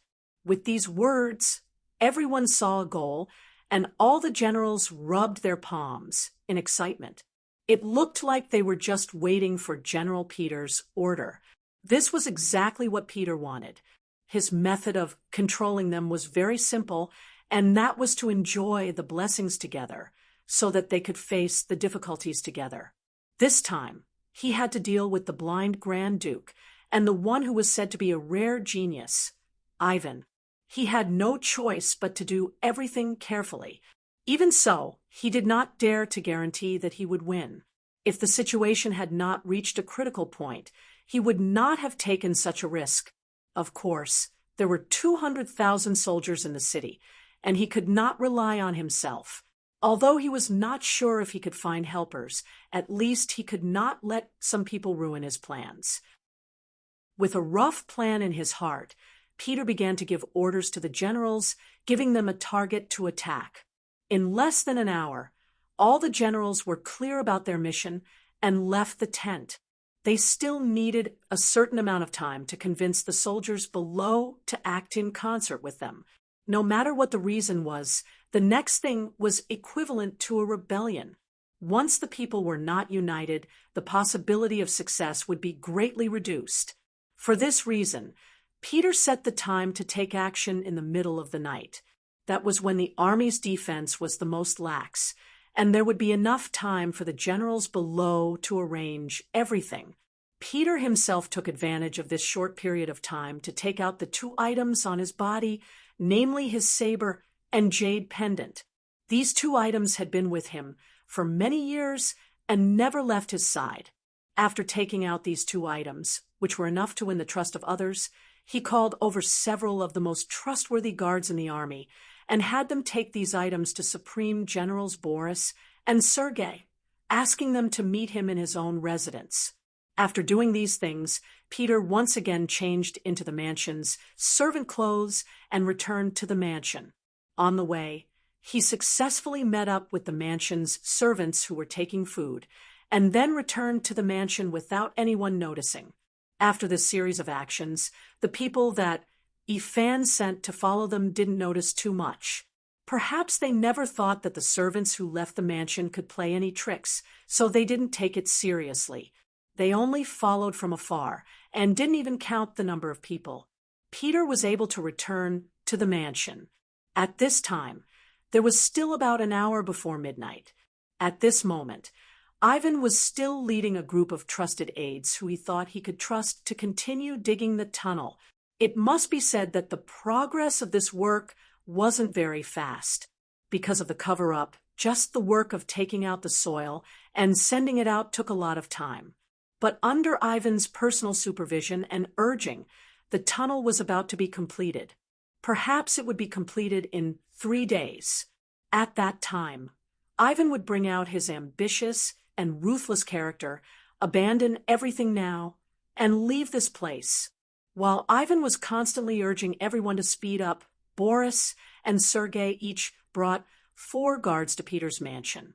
When Peter heard that the 2 generals came as promised, he couldn't help but let out a long sigh of relief. He was really worried that the 2 of them wouldn't come. If that was the case, whether his plan would succeed was really unknown. But now it was different. Their arrival meant that his plan was closer to success, and he was more confident. Men, invite them in. No, this general will personally invite them. Peter stood up and strode out to welcome them. The 3 generals were seated in a triangular formation in an inner hall that wasn't very spacious. Peter personally poured wine for 2 of his comrades. Then, without saying a word, he downed the wine in 1 gulp. Then, he took a bite of the delicacies that were already on the table and sighed in satisfaction. Oh, the wine is good. The dishes are also good. Seeing Peter's actions, neither Boris nor Sergei moved. They just stared at him with a puzzled and somewhat guarded expression. After all, it was a special period, and it was already a taboo for the generals to gather in private. If it weren't for the token, they might not have come even if Peter personally invited them. It was because they saw the token that they thought that something had happened to Peter. That was why they decided to come and take a look. Since Peter was fine, they had to be more careful. If they accidentally fell into a trap, they would be too stupid. The 2 generals didn't drink, and Peter couldn't help but laugh. What? Am I not worthy of your trust? While speaking, Peter intentionally looked at the empty wine glasses of the 2 generals as if he had just finished the wine in front of them and proved that there was no problem with the wine. So what were they worried about? Speaking of which, this time I took the risk to invite the 2 of you here because I have something to tell you. To be honest, this will be the last time I will sit down and drink with the 2 of you. Just treat it as an extra thought. How about we have a drink together? Peter said as he reached for the wine jug, as if he was going to pour more wine. He could see that even though they seemed to have a good relationship, no one actually trusted each other. Since that was the case, he didn't feel any psychological pressure to use the two of them. Wait, let me do it. Sergei interrupted Peter's actions and reached for the wine jug with a smile on his face. He first shook it lightly, then casually furrowed his brows. Is this all you have? How can it be enough for the three of us? Chapter 1476. After saying that, Sergei opened the wine jug, without Peter's consent, and looked inside. After seeing that it was just an extremely ordinary wine jug, he closed the lid again. Sigh, no matter how important the wine is, I'll pour it for you. Of the three of them, the oldest was Boris, and the youngest was Sergei. What he said made sense, but why did he check the wine jug just now? He still didn't believe it, so he took the opportunity to check it. After seeing that there was no problem, Sergei was relieved. He cast a reassuring look at Boris, who had been sitting there without moving. Then he began to fill the 3 wine glasses on the table. Peter saw Sergei's actions with his eyes and heart, but he didn't say anything. However, he didn't say anything, as if everything was supposed to be like this. He chuckled and raised his wine glass again. He looked at the two of them and said, "Come, for our last reunion, let's drink." Clang! The 3 wine glasses collided together, and everyone drank it in one gulp. After drinking the wine, Boris and Sergei's eyes fell on Peter again. Obviously, they wanted an explanation at this time. Peter was already prepared for this. He first let out a long sigh, then slowly said, "To tell you the truth, I can't even protect myself now. Someone is targeting me." Oh, Boris and Sergei let out a sound of surprise, but their expressions didn't change much. Obviously, they had thought of a possibility before coming. Otherwise, why would Peter send his personal keepsake to them? But even so, the two weren't nervous. First, they didn't do anything wrong. And second, they didn't believe that the Grand Duke of Blindness or Ivan would casually touch them. Especially when Peter was about to be dealt with, the people in the army must be unstable, so their position should be safer. It's just that although they believed that they would be fine, they were still very curious about what caused Peter to do this. In a sense, the 3 of them were all in the same situation. They were all generals trusted by the Grand Duke of Blindness and given military power. Peter saw the performance of the two, and he sneered in his heart. Sure enough, their performance did not exceed his expectations. Sure enough, it was like this. Don't look at how they usually had a good relationship, as if they would advance and retreat together no matter what happened. However, when one of them really got into trouble, the so-called unity of heart would become problematic. The other two would also not sacrifice their entire family's lives and their own political future for one of them. This was also good. When Peter did what he wanted to do next, he wouldn't have to worry so much. If he still had some guilt in his heart just now, then he had completely let it go and let it go. Even though he had already made up his mind and had already done so, Peter still sighed and slowly told them about Ivan secretly digging a tunnel out of the city. Sigh. I wasn't cautious enough and was discovered by young Master Ifan when I was sent out to investigate. Presumably, there should be people sent by young Master Ifan keeping an eye on my residence right now. It might even implicate the 2 generals. It's fine, it's fine. We are all brothers. How can we be afraid of being implicated? Boris, who was the leader, shook his head, looking like he was not afraid of being implicated. But in his heart, he was cursing Peter. This person told him such a secret, so he couldn't retreat from this whirlpool even if he wanted to. But on the other hand, compared to getting himself into trouble, knowing about young Master Ifan's plan was more important. The other party actually wanted to escape, which was somewhat out of Boris's expectations. But on the other hand, the situation in the city was so grim. If it were him, he would also prepare a way out. It was fine if he didn't know about this before, but now that he knew, he had to have a share in this matter. He also wanted to leave with Ivan and the others and not stay in the city and wait for death. Sergei also had the same idea. Compared to Boris, he was more sincere. His gaze towards Peter was more or less filled with gratitude, thanking the other party for informing him of such important news. This way, he could make some preparations in advance. "Come, Brother Peter, this younger brother toasts you. Thank you." This time, Sergei took the initiative to raise his glass and said very sincerely, "Oh, this older brother also toasts you. Cheers." Boris also raised his glass hypocritically. "Okay, let's drink together. Perhaps this is it in this life, but let's be brothers in the next life." Peter also said with slight emotion. A trace of sorrow appeared on his face. This sorrowful expression fell into the eyes of Boris and Sergei. They thought that Peter was revealing his true feelings and couldn't help but feel a little touched. After all, they had been comrades for so many years, and more or less they had some feelings for each other. Peter was indeed revealing his true feelings. He thought that after today, these two so-called brothers opposite him would become prisoners, and they would probably never be friends and brothers again. Thinking of the various things of the past, he sighed in his heart. The three of them sat together and drank with their own thoughts. It was also at this time that the news of the two generals rushing to Peter's residence was reported to Ivan's ears.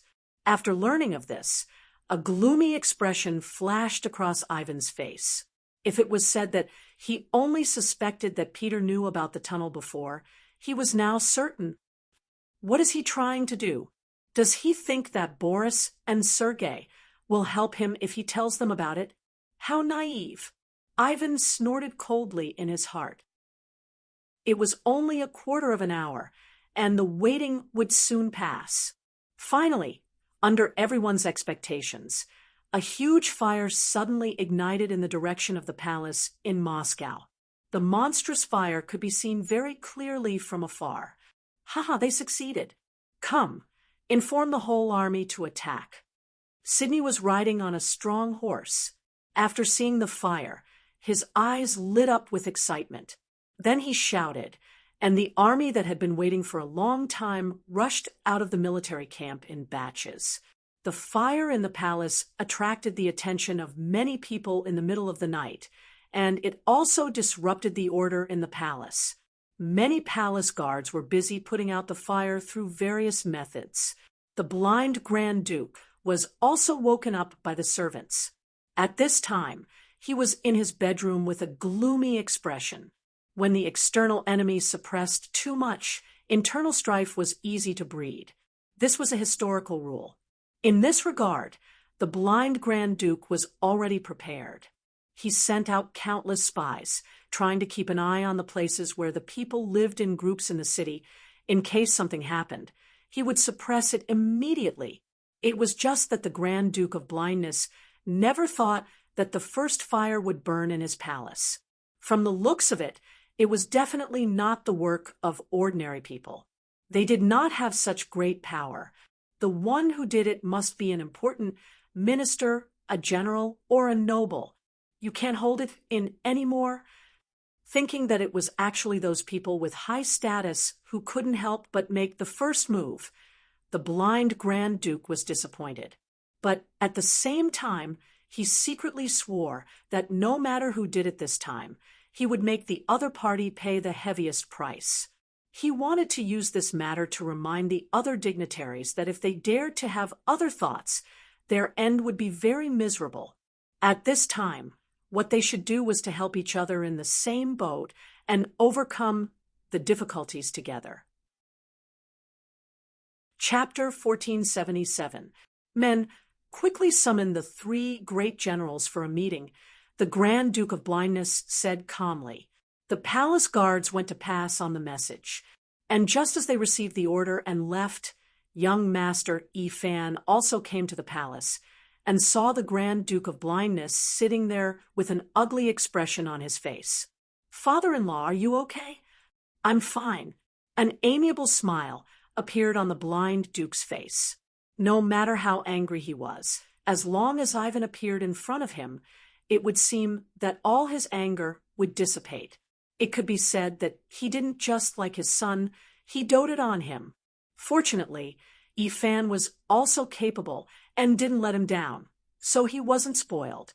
But even so, he dared to do some big things in private. For example, he didn't tell his father-in-law about the tunnel. And now, such a thing happened in the city. The fire actually spread to the palace. Yifan certainly knew that some people in power couldn't help but take action. This was the beginning of the real chaos. He also thought that it was necessary to explain the matter to his father-in-law. "Father-in-law, your son has been hiding something from you." What is it?" The Grand Duke of Blindness said nonchalantly, because he spoiled Ivan. There were many things that he would not report to him before doing. The Grand Duke of Blindness was already used to this. "Father-in-law, I dug a tunnel, a passage leading to the dense forest in the north of the city. Once the tunnel is dug through, we can quickly reach there from the city. As long as the attack is sudden enough, we will definitely be able to catch the Han army off guard and carve out a bloody path." Yifan opened his mouth and confessed everything. The dense forest in the north of the city? A passage? At this moment, the blind Grand Duke finally couldn't stay calm. His face revealed a nervous expression. He had to admit that this was indeed a good way to escape. But the question was, why did Yifan tell him now? Could it be that the passage has been opened? With doubts, before the blind Grand Duke could speak, Yifan continued, "It's just that I don't know why this matter was leaked. It was actually known by Great General Peter. He even sent people to investigate tonight, but they were sent away by my men." "What?" The Grand Duke of Blindness suddenly stood up. At this moment, his nearly blind eyes seemed to burst with infinite anger. "Peter knows. Where is he now?" "Right now, he's having a drink with General Boris and General Sergei at home. My men have been keeping an eye on them." At this moment, Ivan said with a guilty conscience. No matter what, his actions this time were a little overboard. Although her father-in-law might not pursue his own responsibility, it was still necessary for him to apologize. The three of them are together. What's Peter going to do?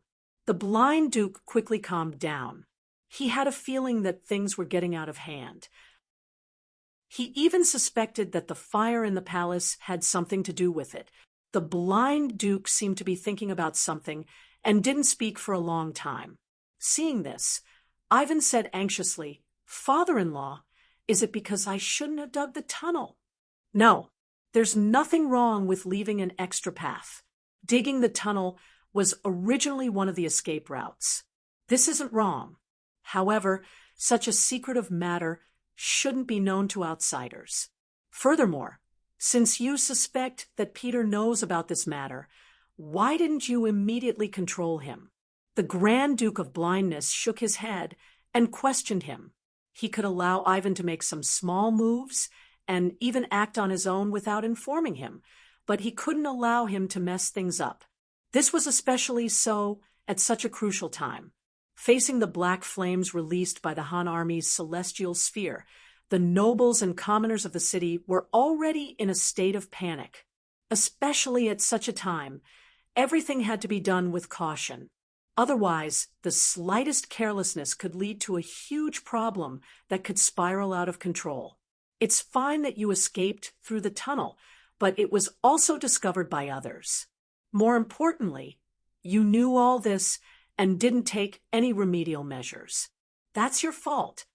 Capture Peter, including everyone in his residence, the Grand Duke of Blindness said in an unquestionable tone. Ivan couldn't help but frown when he heard this. Father-in-law, Boris and Sergei are also in General Peter's residence. He indirectly meant to remind the blind Duke that the two generals might know the truth now. Should they also be arrested? The blind Duke's expression showed a trace of pain at this moment, but he quickly nodded and said, Arrest them all. After I talk to them, I'll consider whether to release them or not. Capturing 3 generals all at once, and all of them wielding great power at that. Even the Grand Duke of Blindness had to think carefully. Understood. Ivan nodded. At this time, he had to admit that he was far inferior to his father in terms of ruthlessness. It was said that kings and emperors couldn't have their own feelings. Everything had to make way for benefits. It seemed that this was indeed the case. After Ivan received the mission, he was about to bring his men to Peter's mansion. But before he could bid farewell to the Grand Duke of Blindness, he saw a guard captain rushing into the main hall with a panicked expression. Reporting to the Grand Duke, "There's a mutiny in General Peter's barracks. They rushed out of the barracks and ignored our warnings. They are running in the city, and their destination seems to be our palace. This is bad." Ivan's expression changed drastically. The worst situation still happened. The blind duke's face also became much gloomier at this moment, but he quickly returned to normal. "Don't be afraid. We'll deal with whatever comes our way. Peter alone can't overturn the sky. How about this? Ivan, immediately mobilize your soldiers to guard the palace. At the same time, find the soldiers who are familiar with Peter's generals and ask them to help persuade them. I believe these people will know what to do."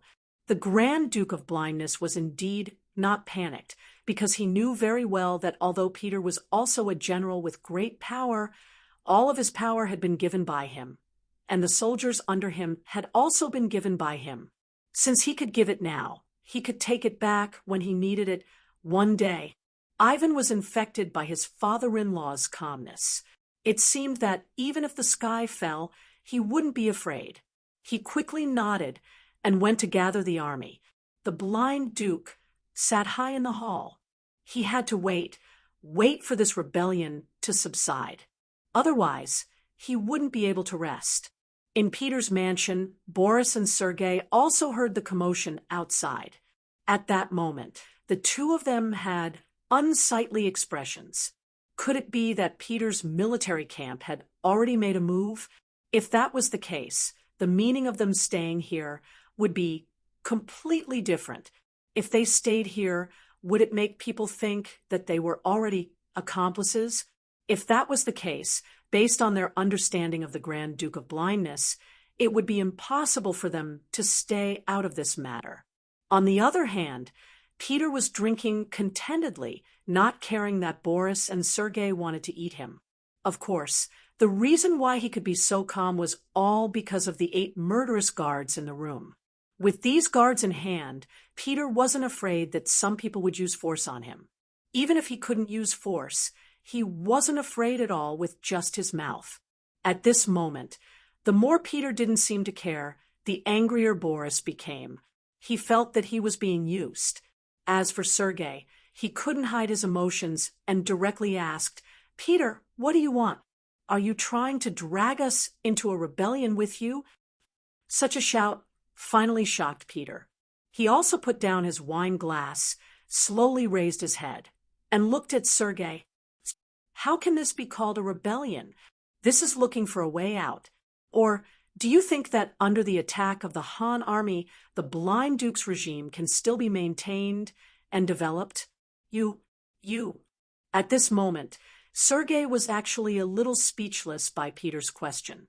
That's right, in the face of the black water that was simply impossible to guard against, and even impossible to guard against, they were completely powerless to resist, and could only passively wait for the black water to burn. If they were lucky, they might be able to live for a few more days, but once the place where the provisions were stored was burned, then chaos in the city was inevitable. If that was the case, in the situation where everyone wanted to live, who would care about who the Blind Duke was? As for what he said, no one would listen to him. Chapter 1478. Thinking that this possibility was not impossible, Boris's face became a little ugly. Even he couldn't guarantee that he would be safe, let alone Peter and Sergei, whose status in the heart of the Grand Duke of Blindness was far inferior to him. It was no wonder that they would have such thoughts and actions. But no matter what, Boris still didn't want to do something like rebellion. After all, the Grand Duke of Blindness had treated him well over the years. He couldn't do something like betraying his benefactor. But how was he going to say it? As long as he said this, wouldn't it prove that he wasn't on the same side as them? If this was the case, then he didn't have to do anything next. Peter would let his guards kill him. Don't doubt if Peter dared to do this. He even dared to rebel. What else wouldn't he dare to do? The two of them suddenly stopped talking. Peter's face had a little more smile. He knew that he had only convinced the two of them initially, but it was still far from being able to do big things with them. So he changed his tone and said, "Brothers, now that things have come to this, I have no choice but to do this. And you are now in my mansion, so it is absolutely impossible to stay out of this. You should think about what kind of decision to make. Time is of the essence, and there is not much time for us to hesitate and consider." Since the flag of rebellion had already been raised, they couldn't stop. Otherwise, they would be handing their lives over to others. Peter would never do such a foolish thing. So there were only two paths in front of the two. One was to follow him, and the other was to oppose him and be killed now. Well, 15 minutes. Please make a decision voluntarily. No matter what the decision is, I will accept it. He. As if he had just said a very ordinary sentence, Peter sat back down after saying this. He picked up the wine glass again and drank slowly. What do you mean by, "I will accept any decision"? I'm afraid that once they object, it will immediately lead to a fatal disaster. This wasn't voluntary at all. It was completely forced. However, the situation was not as good as the others. At this moment, the two of them didn't dare to say anything. They could only look at each other and return to their seats. The hall once again fell into silence. There was only the heavy breathing of the 8 blade-wielding bodyguards. A huge fire suddenly broke out in Moscow, and soon the sky seemed to be burning red. Yang Chendong, who was outside the city, couldn't help but notice all of this. Yang Chendong was already asleep when he received the report from the Black Cavalry. By the time he put on his clothes, the fiery red area was getting bigger and bigger. Looking at all this, Beta Persei scratched his head.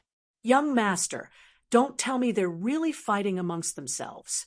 Yang Chendong rolled his eyes at Beta Persei. "What do you mean by really fighting amongst themselves?" Looking at the situation, it's clearly fighting amongst themselves. Yang Chendong had already expected this result, but he didn't think it would come so quickly. After all, it was only 2 days of fire. For a huge city like Moscow, it wasn't a good thing at all. Who would have thought that the other party couldn't hold it in anymore? All of this should be the doing of that guy named Nevsky. It seems that the words he said to him that day really worked. If that's the case, then so be it. Anyway, they are all different races, and there is no lack of Rossi nationalists among them. If such people die, then they die. It has nothing to do with me. I just hope that more people can stay in the city. After all, if I want to build this place, I can't do without sufficient manpower. Let's go back and sleep. Yang Chendong turned around after thinking it through. He didn't put the fire in the city in his eyes at all. This matter won't end so quickly. Instead of paying attention to them, it would be more practical to inquire about how many tribes the world's best cavalry army has conquered and how many captives they have captured. In Yang Chendong's eyes, even if there was an internal conflict in Moscow, it wouldn't be resolved in a short time. Now was not the time to make a move. At this moment, in the city, 15 minutes had passed. Peter was looking at Boris and Sergei, waiting for them to make the final decision. "Time's up, generals. Please make the final decision," Peter said unhurriedly. Peter spoke unhurriedly, but the 8 guards beside him were already sharpening their swords, as if they would immediately turn on each other if they made the wrong choice. The two generals didn't look too good at Peter's pressing. In such a situation, no matter what decision they made, they would feel threatened. However, this was the truth, and they couldn't resist. The more careless Peter was, the more they could feel the murderous intent behind him. Forget it, since we are going to die anyway, we might as well fight it out. But I don't know if the Han army will accept our surrender.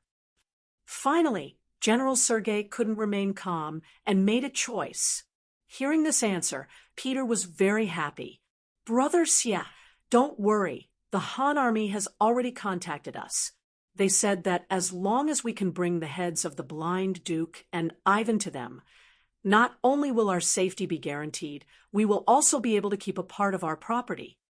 You actually contacted the Han army in advance. This can't be fake, right? At this moment, even Boris was a little moved. He couldn't believe that Peter was so well prepared. However, he didn't seem to have any opportunity to contact the Han army. Don't tell me he's lying. Peter naturally heard the suspicion in Boris's voice. He knew that if he didn't explain things clearly, he wouldn't be able to convince the two of them. After thinking for a while, he told them about how Nevikov went to the Han army camp as a peace negotiator and discussed the terms of surrender with the other side. So it's like that. Hearing that it was done by Nikev, Boris really believed it. According to his understanding, Nikev was definitely capable of doing such a thing. He was living under someone else's roof, and he was so well prepared. Considering that the blind Duke had prepared an escape route without informing him, the choice he should make was very clear. He didn't seem to have any other choice. Okay, if that's the case, I will listen to General Peter. Boris finally nodded. At this moment, Peter couldn't help but breathe a sigh of relief. He was really afraid of making a move against the number one general of the Ross Duchy. The other party's influence in the army was too great. If he couldn't be friends, then he could only be killed. He definitely couldn't be an enemy. Fortunately, he didn't disappoint and convinced the other party. Overjoyed, Peter nodded to the personal guard beside him. Very quickly, someone brought over a pen and paper. In front of the two generals, Peter drafted an agreement in triplicate with the signatures and fingerprints of the three generals on it. In the Ross Duchy, the effect of a contract was still very strong. If someone violated it, then they would lose their credibility and would no longer be trusted by others. With this, Peter finally felt relieved. Then, the three generals could finally sit down calmly and discuss how to rebel. This result was somewhat out of Peter's expectations. Originally, the three of them wouldn't have any cooperation, and he was even prepared to take action. He didn't expect that they would actually choose to rebel with him. This was something he didn't even dare to think about before. He didn't know that everyone had a desire to live. Moreover, this time, Ivan didn't inform them about the tunnel. This was enough to prove that when Ivan really wanted to leave, he might not necessarily bring them along. Since Ivan had already abandoned them, why should they stick their hot face to some cold ass? In any case, the three generals sat down together and quickly came up with a plan. Time waits for no one.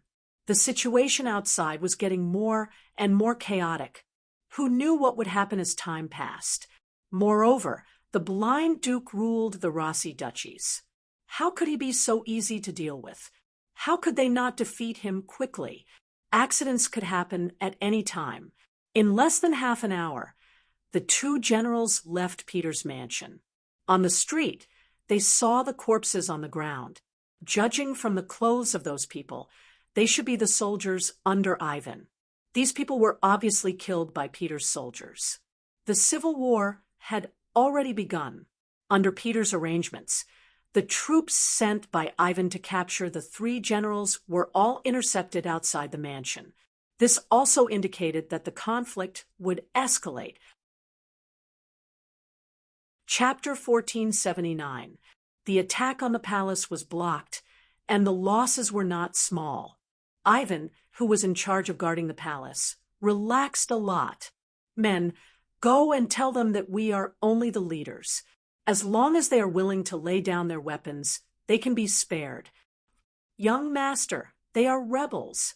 Hearing that Ivan wanted to spare the rebellious soldiers, the young general beside him was puzzled. "Just carry out the order." Ivan shook his head. He did not care about the young generals. This was just a matter of convenience. What he wanted now was only victory. Once he dealt with Peter, the city would be quiet again. He would continue to dig the tunnel and leave. At that time, he would leave these people in the city and wait for the Han army to deal with them. What did it have to do with him, whether they lived or died? Ivan had given a death order, and his subordinates had no choice but to carry it out. Such shouts quickly spread out from the palace. As soon as the shouts of "execute the leader" and "disregard the accomplices" rang out, the already low morale of the young generals and soldiers who already had their own ideas slowed down even more, making it clear that they were only doing their job without putting in any effort. Perhaps at this time, as long as someone stood up, these soldiers would turn around and kill Sidra instead of attacking the palace. The situation was critical, seeing that another rebellion was about to happen, and even a few young generals were looking at Sidra with unfriendly gazes. A large group of White Russian soldiers rushed over from outside the palace. Before they arrived, their voices were heard. "Someone has confused the blind duke and killed their way into the palace to clean up the emperor's subordinates."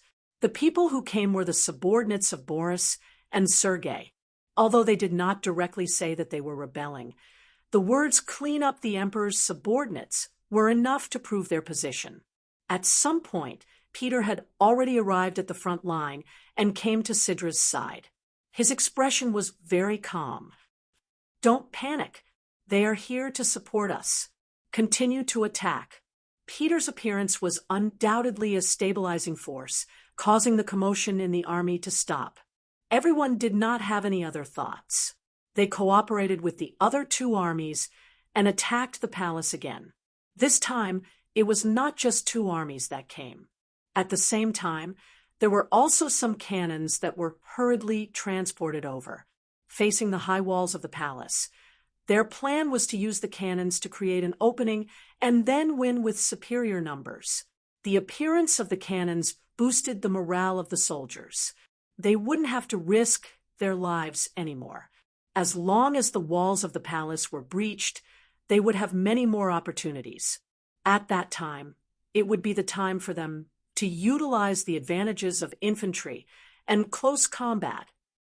With the reinforcements, the morale of the rebel army soared. On the other hand, the situation of the White Russian army in the palace became dangerous. When the blind Grand Duke learned that Boris and Sergei had betrayed him, he finally lost his temper. He smashed an expensive porcelain on the table in front of him and threw it to the ground. Ivan, who was standing below, was also full of regret. At the end of the day, this matter was still caused by him. If he hadn't secretly dug the tunnel and was caught, this wouldn't have happened. "Father-in-law, I want to leave the palace and have a chat with the two generals," Ivan said, as if he had made a decision. He only mentioned the two generals. Obviously, he had pushed Peter away, which proved that he did not intend to forgive this person. No, how could the blind Grand Duke not know what Ivan meant? But did he really think that Boris and Sergei were so easy to talk to? At this point, taking the initiative to talk to them was tantamount to sending a sheep into a tiger's mouth. He was afraid that he wouldn't be able to come back easily. The blind Grand Duke was old. He would rather take the risk himself than let his son do this. "Ivan, the future of the Russian Empire will be in your hands. No matter what, nothing can happen to you. You carry our hope for the future. How about this?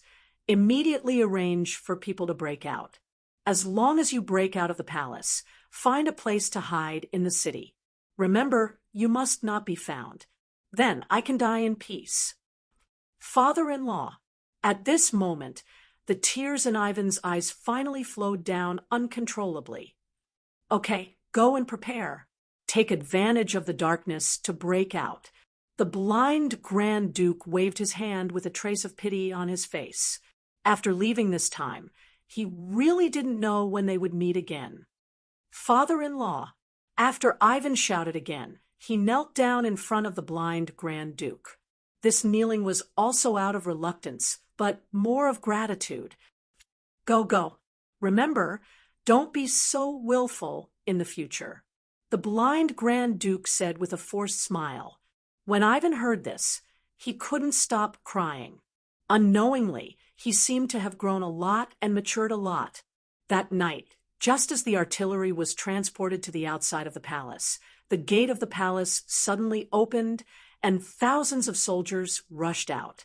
Their appearance caught the unprepared Peter's three-way coalition army off guard.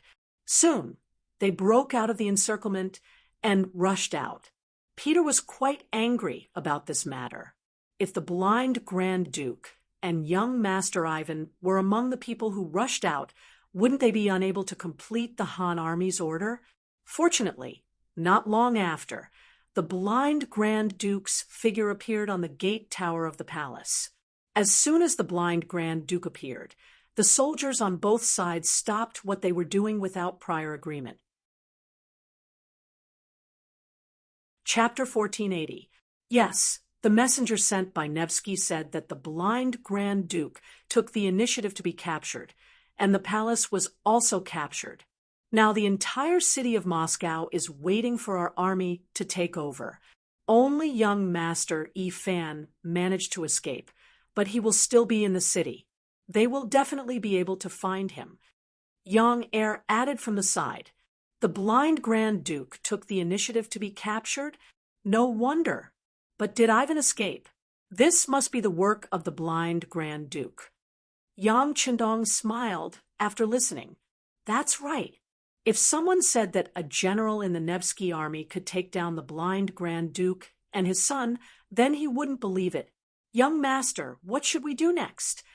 Beta Persei had long been accustomed to Yang Chendong talking to himself, and he had long dispelled his curiosity. What he wanted to ask now was what to do next.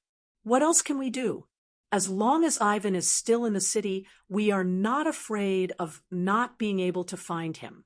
Pass down my orders. The siege cannot be stopped. No one is to be allowed to leave without permission. Also, reply to the messenger. Tell him to inform Nevsky that he has done a good job. This king will also fulfill his promise.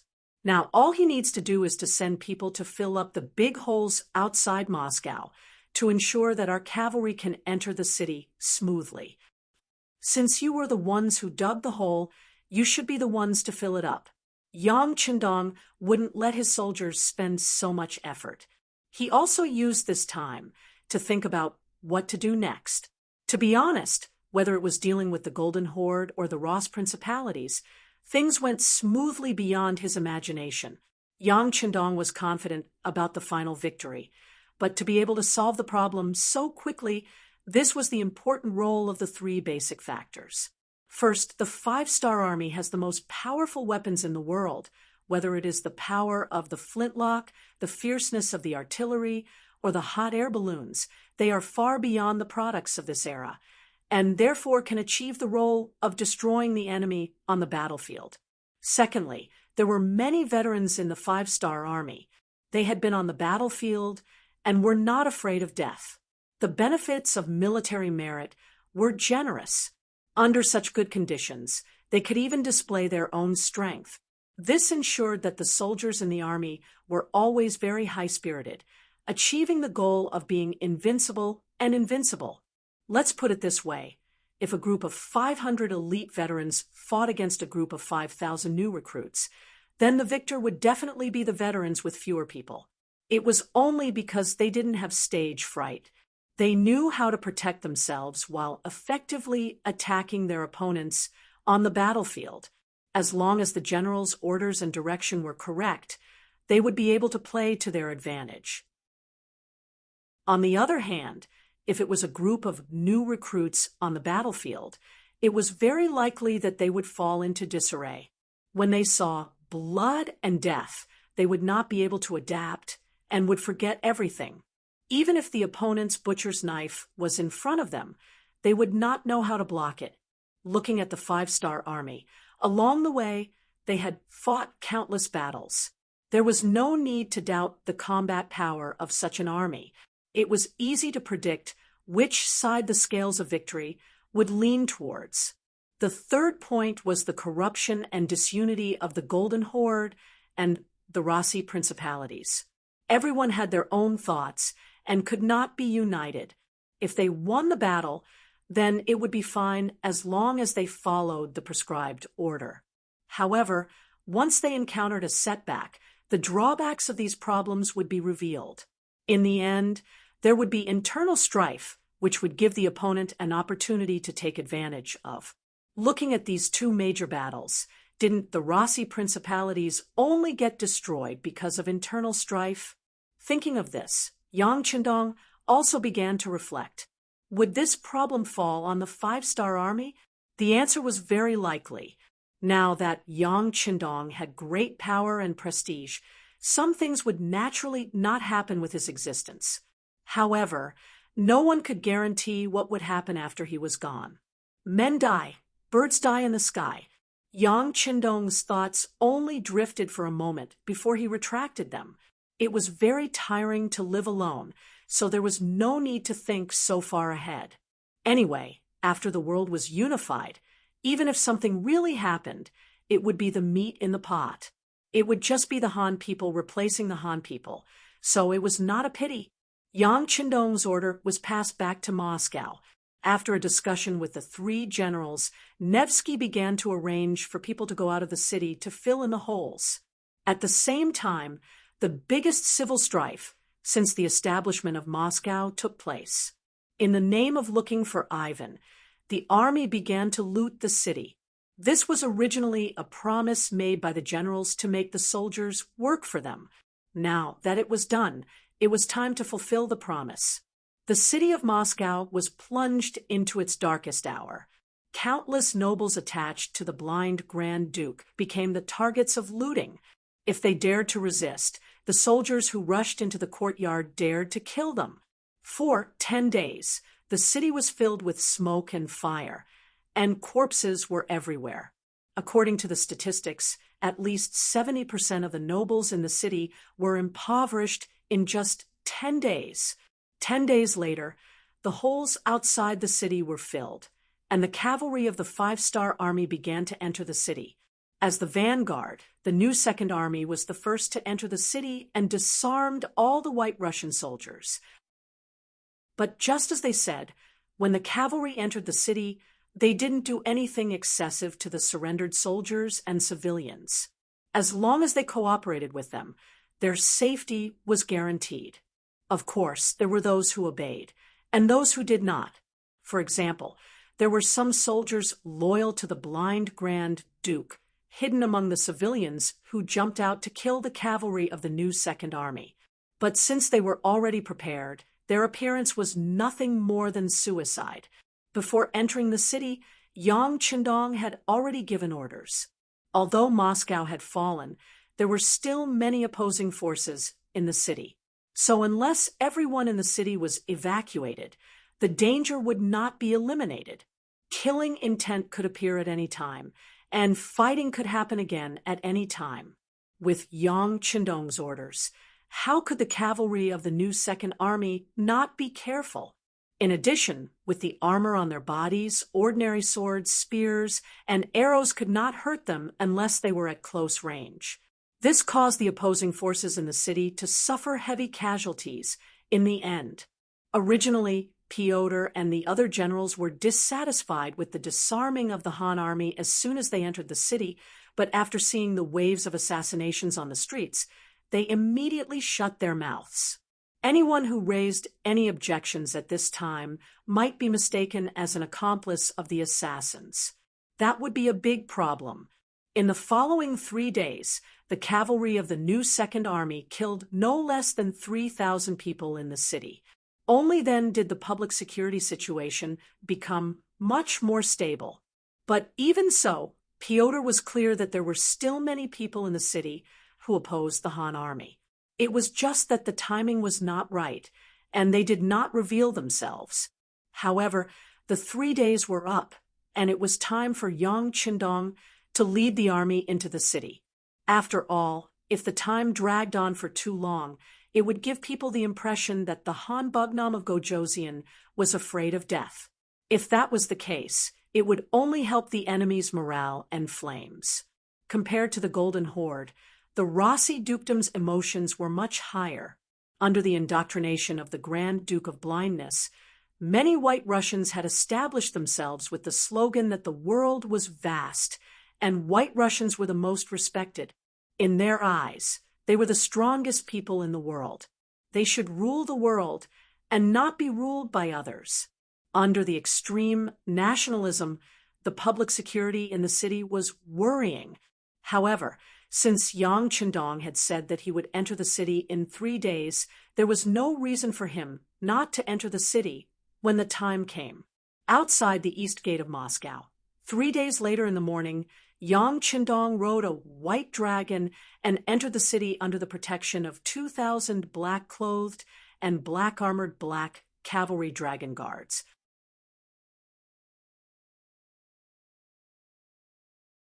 How could such an elite be led by someone from a different race? After Yang Qindong rejected them without hesitation, Pyotr, Sergei, and the others could only suppress this idea. Fortunately, they had looted a lot of good things in the city over the past 10 days. Even if they only kept 1/10 of what they had, the rest was still a shocking amount of wealth. They could live well wherever they went. After making arrangements for the higher-ups of the Russian Empire, the Grand Duke of Blindness, who was detained in the prison, was brought out and sent to the main hall that he used to lead. The difference was that he was no longer the master of the main hall. Instead, he was a prisoner.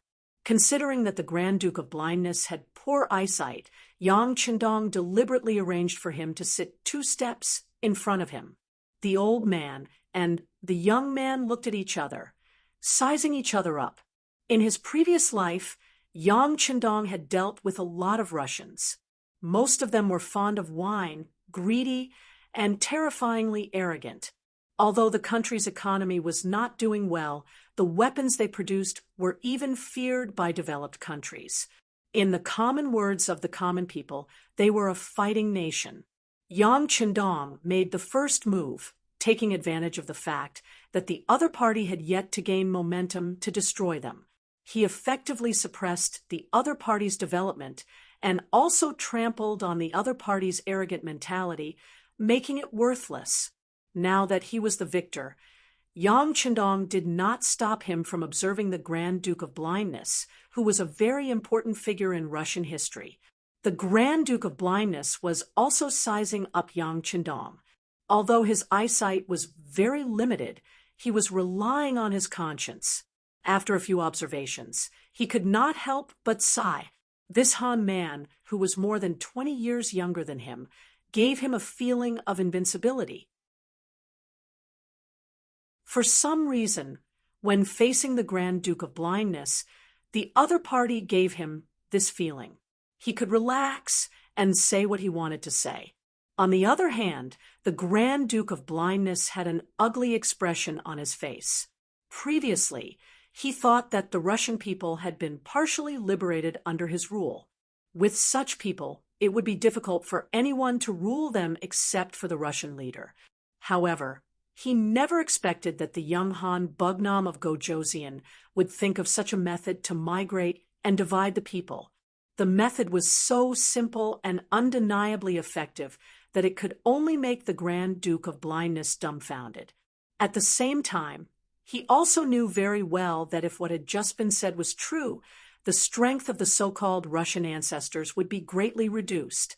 Next, they would inevitably be divided and ruled together. Finally, they would be annihilated in the wheel of history. He was shocked by Yang Xie's strength in his heart. Without such a large territory, It was impossible to do this. Moreover, the money needed to be spent was also incalculable. It would be difficult for any emperor to make such a choice because it required countless investments in the early stages in exchange for long-term stability in the future. However, these problems were no longer problems in the eyes of this young man. He had already used countless facts to prove that this path could be taken, and the returns would not be too low. The Grand Duke of Blindness couldn't help but praise the other party in his heart. He was thinking how good it would be if the person who did this was a descendant of the Russian clan. If there was such a talent, he was willing to give all his efforts to help the other party. However, now it seemed that the rulers of the world in the future would only be the Han people, and they could only be the Han people. Any powerful ethnic group would be inferior in front of the Han people and would need to look up to them. While the Grand Duke of Blindness was amazed by this big move, he suddenly thought of something. His expression changed, and he said, "What about my 5,000 palace guards? How are you going to deal with them? Kill them?" "As you wish, of course. I will kill them all. Not only them, but many people in the city who are unwilling to migrate, or young adult men who show a little resistance, will also die. They are not a small force of opposition. If I don't deal with them, I'm afraid that during the migration process, these people will not be obedient and will create a lot of difficulties for my army. I don't want them to hurt my soldiers and the good people in the future because of a moment of kindness," Yang Qindong said with a matter-of-fact look, and then looked at the Grand Duke of Blindness, as if he would do the same if he were in the Grand Duke's shoes. The Grand Duke of Blindness sighed. In that case, he wouldn't be able to die in peace. "What do you want? What are you going to do? What do you want me to do?" Finally getting to the point, Yang Qindong laughed. "It's very simple. I need your cooperation. I need you to help me find him.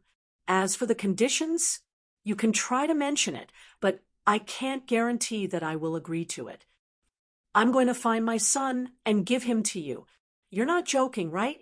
Laughing out loud, the Grand Duke of Blindness changed his indifferent demeanor from before. Yang Qindong didn't laugh this time. Instead, his expression was incomparably serious. He stared at the Grand Duke of Blindness' face. He wanted the other party to know that he was serious and didn't have the slightest intention of joking. Sure enough, under such a gaze, the Grand Duke of Blindness gradually stopped laughing. When he looked at Yang Qindong, his expression slowly became serious until he finally lowered his head. He was weighing the pros and cons of the matter in his heart. If he didn't help the other party would just spend more time and energy. At that time, his son wouldn't be able to escape either. On the contrary, if he cooperated, he might be able to fight for a way out for his son in the future. After so many years of observation, he knew better than anyone how powerful his son was. It would only take a certain amount of time for his son to grow into an eagle that could spread its wings and soar.